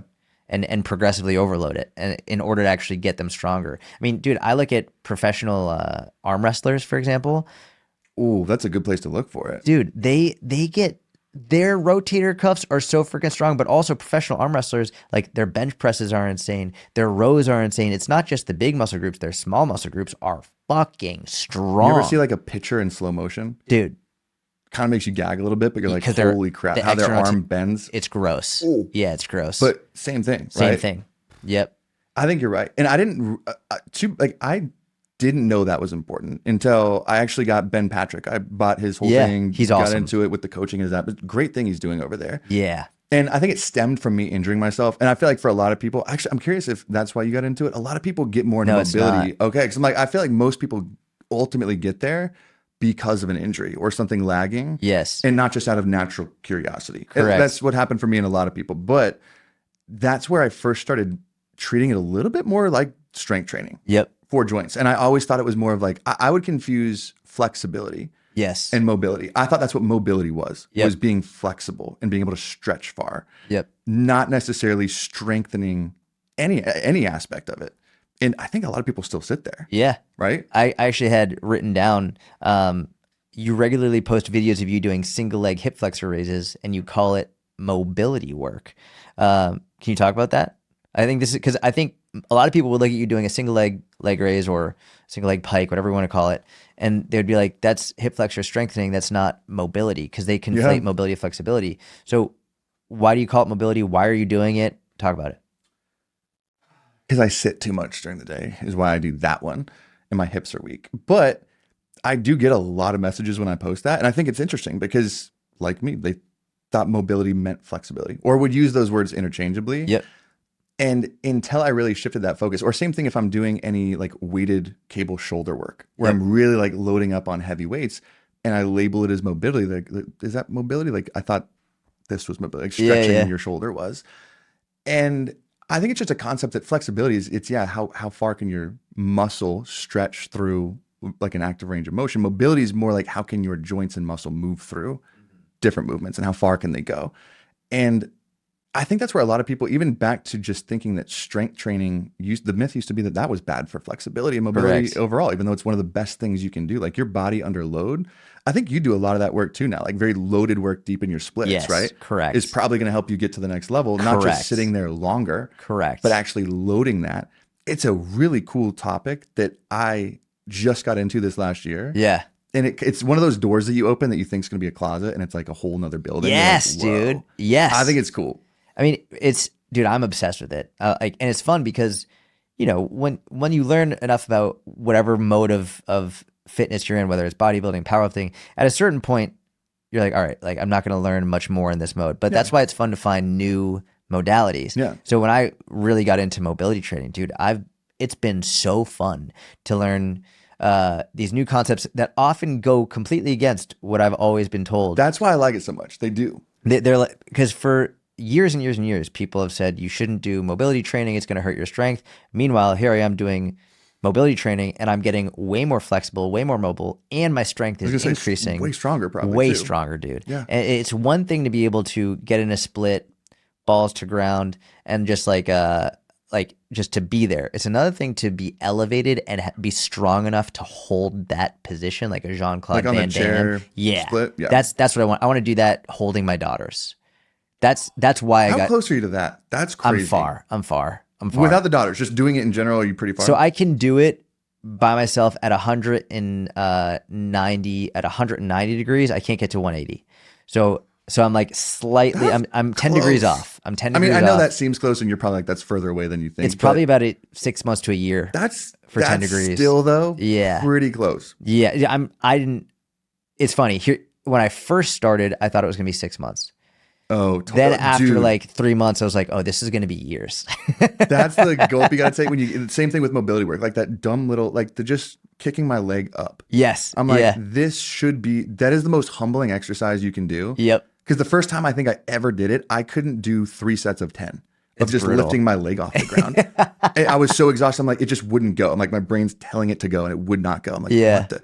And it moves way slower than you think. You Yeah. just think like, I'm halfway to a split right now. That shouldn't take me that long to get there. It's like, no, buckle up. No, you're in for a ride. Yeah. Yeah. It's because when I was coming up in the industry early on, Curtis is outside the door again. People actively discouraged against strengthening your hip flexors if you sat all day because they said your hip flexors are tight. You're already using them all day, and so they would just discourage stretch, it. just stretch, Just just stretch, stretch, stretch, yeah. stretch, stretch. But now we know it's like, well, just because you're sitting all day doesn't you're not using it. They're actually they're not strong. They're weak, and strengthening your hip flexors is actually going to allow you to get more range of motion through them. So it's Same thing. I mean, I feel like a lot of that's changed in the last 15-ish years. Yeah. Same thing. Is it the Jefferson RDL or like the Jefferson hamstring? curl. Yeah, the Yeah. Jefferson I curl. Same love thing. that move, man. Like learning that back bending and bending your spine is a good thing when you do it right. Like Yes. I remember when I first got in the industry, that was a note. Like your back Dude. stays straight, period, with everything. Yep. And if it's not, you're gonna break it. Like Yep. that was basically the line of thought. And now it's like you're learning how to load it in different positions that explode your strength in Yeah. places. And It's crazy. your spine is supposed to move. Yeah. It's like, why are we pretending like it's not supposed to move? It's And the more you ridiculous. ignore that, like the more I feel like you'll experience back pain. Yes, Because your life, 100%. you move quite a bit. And the psychology component of pain, which is if you think this movement is going to cause pain, you're more likely to think anytime you do that movement, it's going to be in pain. Whereas if you're more okay with it and you're not scared of it, then dude, it's people convince themselves they're in pain all the time. Many people who have back pain have no actual structural issues with their spine, whereas many people who don't have back pain do have slip disc. They do have issues with their back, but they don't actually experience any pain, which shows us that it's not necessarily about what's physically going on. That a lot of times the mental side of That's it can be scary. Yeah. contributing to pain. This is a question I've asked everyone who's come on as a fitness person. We're almost done. I think we're almost 3 hours in, which Are we really? Yeah. Oh, How God. far are we, Mitch? Dude, I didn't pee. 220. I didn't Yeah. pee once. Yeah, dude. It's you didn't pee once. What was your favorite peak time period in your own training or workouts? Like when have you had the most fun or the most enjoyment in your own workouts? The first thing that pops in my head is right now. That's amazing. Because that's how I really have structured the last like year of my training is I ignored what I should be doing based on what I thought Yep. and just like asking myself what I want to do. And I've loved the heck out of it. So I'd say now, but honestly, when I was also really enjoying it, this sounds silly, but even before I got into like working in the space was when I played sports like lacrosse and would start getting into the gym. I would be obsessed with going to the gym because it would transfer over to what you're doing. And to me, that as a teenage boy, that's the coolest thing ever. Seeing you can get stronger, hit harder, do like move faster. Best. It's that's probably the most rewarding, but I'm having the most fun now. I think. I love that. Dude, I'm that's curious amazing. to see what do you think? What did most people say? A bunch of people, or a bunch. We've had a handful of people at times when they've trained with other people, when they had like Okay. a different training partners, or when they had like a specific goal that they were chasing.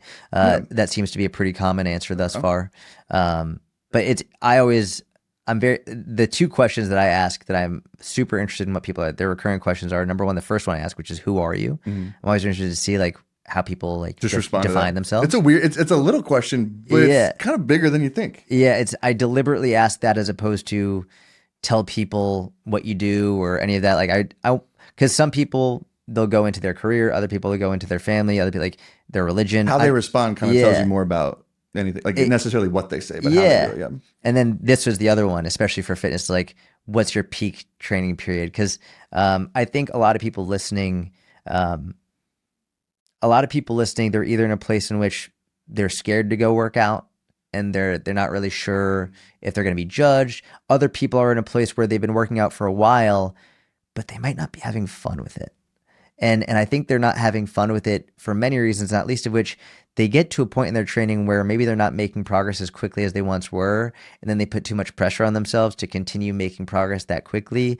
And then it's like, or they've only done one type of training and they think that other types of training aren't as good because they've been led to believe that this is the one and only best type of training. So I like to have people say like when or what their favorite moment is, just to give people perspective on like, you can train because it's fun, not necessarily because it's quote unquote the best. Well, and here's the little asterisk I want to now put on that, because here's something I've noticed over the last year that I started doing that, training like, what do I want to do?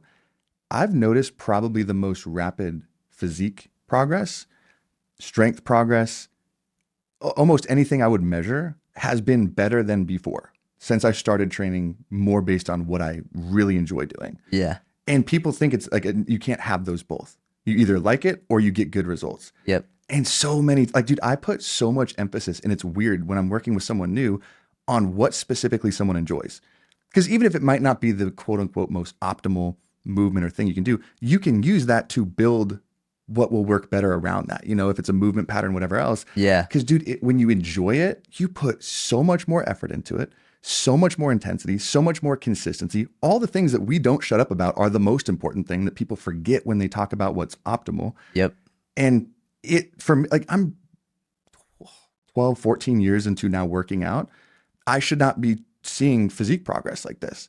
I shouldn't be seeing strength progress like this. It's crazy to me that you can do that. Same thing when people realize like less is more. Like 3, 4 days a week, a lot of the times people will see much better progress than Yes. 5, 6, or 7 days a week.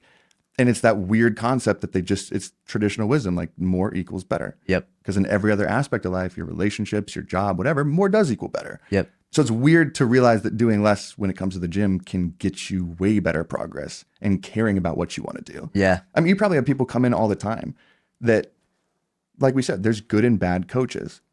Unfortunately, I think a lot of like online, there's, I don't want to say bad, just less care given from coaches. Mm-hmm.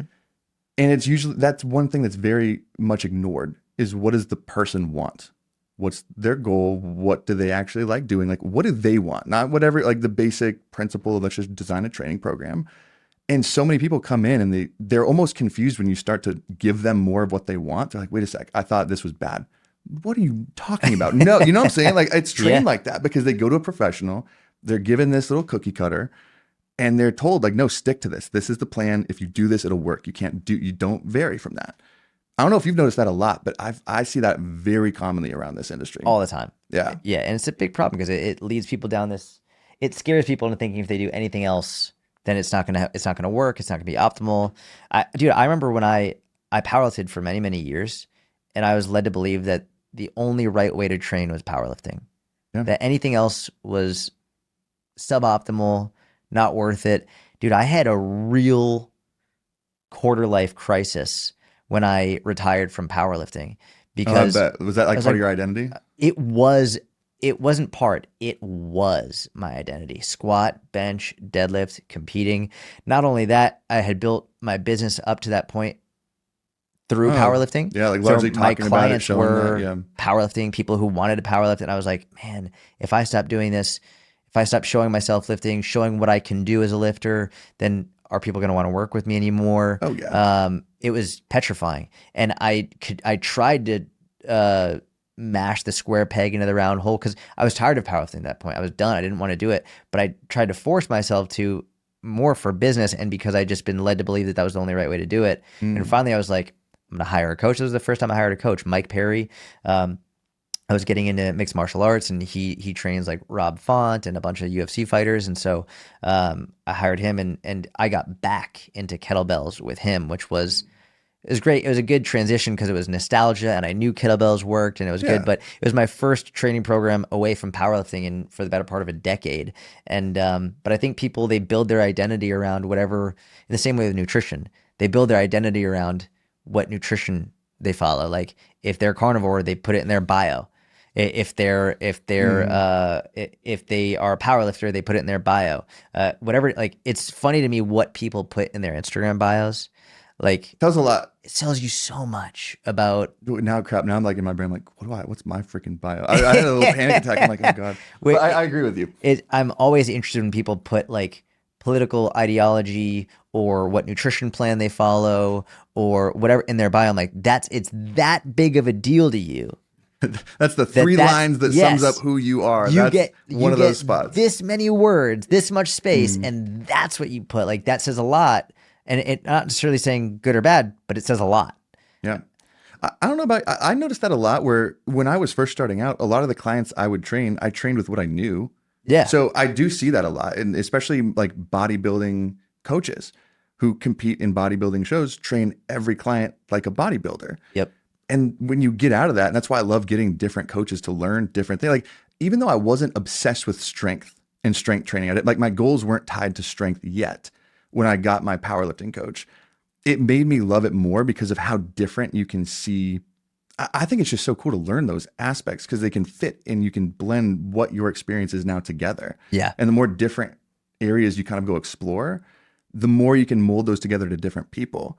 Because I don't know about you, when you talk to someone, like if they're looking out for like coaching or something like that, and they come in and they kind of ask you the question of like, well, how do you train? Like, what's your style? I'm like, my style is you. What are you Yeah. like? It's not my Yes. style. It's like, what are you? And they're sometimes confused. I'm like, I've now coached people through powerlifting competitions, more bodybuilding style, more athletic style. And it's weird for people to get that. Like, it's almost rare. And I'm like, I Yes. bet you get the same thing too, where it's like the coach shouldn't have a style. I mean, or I guess their style could be more about how they approach You can have I problems. think a niche. Yeah. Okay. Yeah. Like a niche for sure, or a Yeah. style of how they approach things. But the style should, like, I guess, depending on how you define it, is that person. Yeah. Like that's Yes. going to be yours, is the point of Yes. it, right? Correct. Like we're going to 100%. approach it maybe in the same values, the same ways. Like, because I approach any problem the same. Yep. So that could be my style. But yeah, it's funny to think about it because so many people, they do just kind of line up in that one straight line. Like for example, if someone says, "Hey, I want you to write me a program for running a marathon," I'm going to refer out Mm-hmm. because that's not my niche. That's not my specialty. If it's something strength related, I'm very comfortable doing it. But Yeah. when it's in a completely different modality, like running a marathon, now I don't feel comfortable doing it. And Mm-hmm. so I'll refer. That's why, like for the inner circle, I'm literally hiring a running coach to design a running program, and I'm going Yeah. to pay the coach like, hey, and then we'll put this in the inner circle because I'm not. That's not my niche. That's not Yeah. my area of Haven't done expertise, a marathon. right? But I think that you're 100% right. Like if it's within your area of expertise, whether it's strength training or whatever it is, the style is based on the client. Yeah. It's based on their preferences, their needs, their goals. Like, Their whole life that goes yes, into it, exactly. All right, I have two more questions. Okay, You say the best for last, or these? these are I don't know if they're the best. I do find them interesting. I Um, like interesting. what are you scared of? The dog. Um, The what am dog. I? I was like, I thought you didn't At laugh. I first, was I like, thought oh, you that was said the dog, and I was like, Curtis, really? the And dog. you're like, no, The dog. dog. Like, I'm the afraid of dog. the dog. What am I afraid of? That's a weird question because like I'm not afraid of like the typical things that like I should be. Like I like not really afraid to die, or I mean spiders do give me the creeps, sharks, but what am I like really scared of? I think okay, honestly what I'm scared of is probably, this might sound stupid because I haven't actually spoken it out loud before. I am terrified of losing my mind in a sense of like diseases like Alzheimer's and dementia where I'm not there scared the crap out of me. You know, like that I don't know why or where it came from a little bit. Like there's always that like would you rather keep your physicality but not your mind, or keep your mind and not your body? Like that's the easiest choice in my life. Easy, right? Like keep your brain. That's my choice at least. So I don't know why that sticks out for something here that's not that interesting of an answer, This is a but super interesting answer. that's one fear that I have not been able to What come to terms what with, like death scares or you about it? something. Is it the fear around you individually? Is it around what that would place on the people who love you? Like what that means? Like where's the fear? Why is that the thing that scares you? Probably a little bit of everything. Like relationships are very important in my life, and I try to be the person that supports others. Like I really, really try to support the people in my life the best I can. Like I like told you before, like race to second place. Like I'm pumped to put other like someone else in my life that's close to me and get like I get very much like joy out of that. So losing that aspect, the mental aspect, it would just scare me because I guess maybe too, not even just not showing up for the people in my life, because I know they would like if I think about it, they would be fine and they would love it because they do the same for me probably. But I guess when I see individuals who maybe even looking back into this conversation, people who feel so strongly about something, and I'm like, if I ever lose the ability to check myself, and it might not even be Alzheimer's, like completely losing my mind, but it scares me to ever think that I could be blind to something so in front of my face. And I guess that would just, it's not like there's any real repercussions from that. I don't think I get my happiness from that in life. So it's not like it would really impact that as much. So I guess the answer is like, I don't really know exactly why that's scary to me. Yeah. And maybe that's why it's scary. It's because I Yeah. don't stare, like I haven't looked at it long enough to know why that is. You know? Yeah. That's fair. That's a great answer. I wasn't expecting it and I love it. It's a great answer. What are you excited about? We do this couples catch up thing every week, my girlfriend and I, where you have like a little date night. We can just like ask each other questions. Like, what are you most Okay. excited about? What did I do this week? Is it over dinner? Like where does this happen? It's on date night. Wednesday night's date night. We do that over dessert. We'll usually do couple catch up. And it's like just relationship stuff. So like, how did I support you this week that you really wish I did more of, that I might not know of? Or what's anything that I might have done that I didn't notice that you would appreciate if I did differently? Or what are you most excited for? Like, even we live in the same house, but it's so interesting if you don't do those, Yep. how out of touch you can feel. We live in the same little vicinity 24 hours a day. It's crazy to me. But that's one of those questions that it reminded me, like, what I'm an excitable person. I don't know. Like, I get excited over little things. So like coming out here was awesome. Getting to have dinner with you and your wife was incredible. I'm excited. Like, even though it happened in the past, I'm excited to remember that later. I'm excited to go back home and build our studio for the podcast in San Diego. Pumped, especially after seeing this too. Like, your studio is incredible, and we've wanted to do it for, yeah. Shout out. I'm gonna fly you out to help me build it. Because we've had like really good success completely remote up to this point. So I'm so pumped to see what we can do when it's how we want it to. So as far as business, that's probably what I'm most excited about. It's everything short term. Like, I don't look very long term down the road. I'm like trying to cross a river. I can maybe look at like the 2 or 3 stones ahead of me and wiggle which one's the best.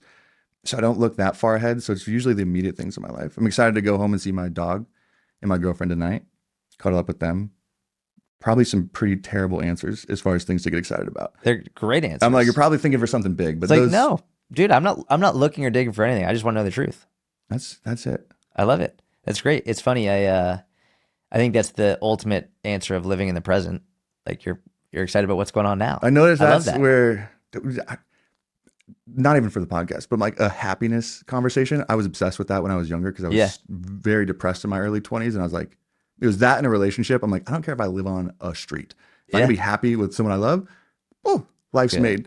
Like, it's perfect. And when people would say like happiness is in the present moment, I always thought that was so stupid. I'm like, that doesn't make any sense. Like, I'm here right now. What are you talking about? And I'm miserable. I would be like, that's the dumbest thing I've ever heard. And that's where I've noticed over time, like, that's just where it truly is. Yeah. Like, if you can just be present, like, and look, like, this is amazing. Like, everything around you is amazing. Yeah. I'll say, as I was listening to you and just sort of reflecting on this conversation we've had, one of the reasons I'm really excited about this podcast, not just this conversation, but the podcast in general, but especially this conversation that we've had, is because one day when I'm gone, I'm going to imagine that my daughters are going to want to hear me talk and hear my thoughts. I haven't thought about that. And I was thinking throughout this conversation that it was an incredible blessing to speak with you, because I feel like we touched on so many different topics that one day my daughters will be like, it's cool to watch this conversation. And they can see who you are, like who their dad is, not just like basic answers business, but who their dad is. Yeah, correct. Totally. So I want to thank you for giving me this opportunity, because this has been a really phenomenal conversation, a wonderful conversation, a meaningful conversation. Can you tell everyone where they can find you? Trainbloom is on social media. That's everything. Podcast is fitness stuff for normal people. And yeah, I'm in San Diego. So if you ever say hi, dude, I was telling you this and your wife the other night. I don't know why in Dallas, I've gotten recognized a lot more than at home. It's kind of weird. I kind of didn't like it at first. And now I like it. It's so cool meeting people in real life. It's awesome. Isn't it cool? Yeah, like, I think it's the coolest freaking thing in the world. It's very cool. Yeah. So that's where you can find Instagram. What's your favorite content to make right now? Podcast, Instagram, TikTok, YouTube. Like, what's your favorite one?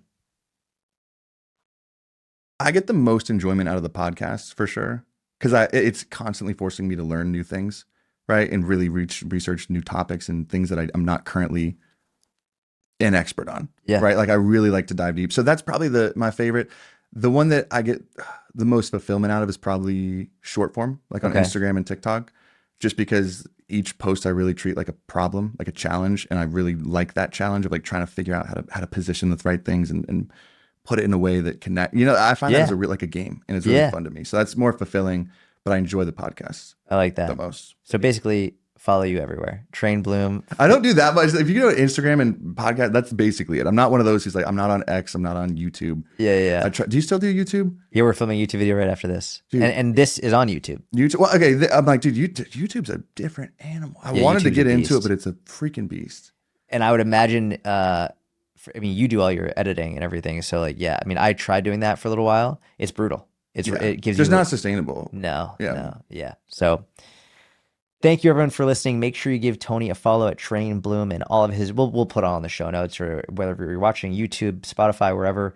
Thank you for listening. I hope you enjoyed the episode. If you did, please leave a 5-star review on iTunes, Spotify. Hit the thumbs up button on YouTube. Leave a comment. Let us know what you thought. Have a wonderful week. We'll talk to you soon.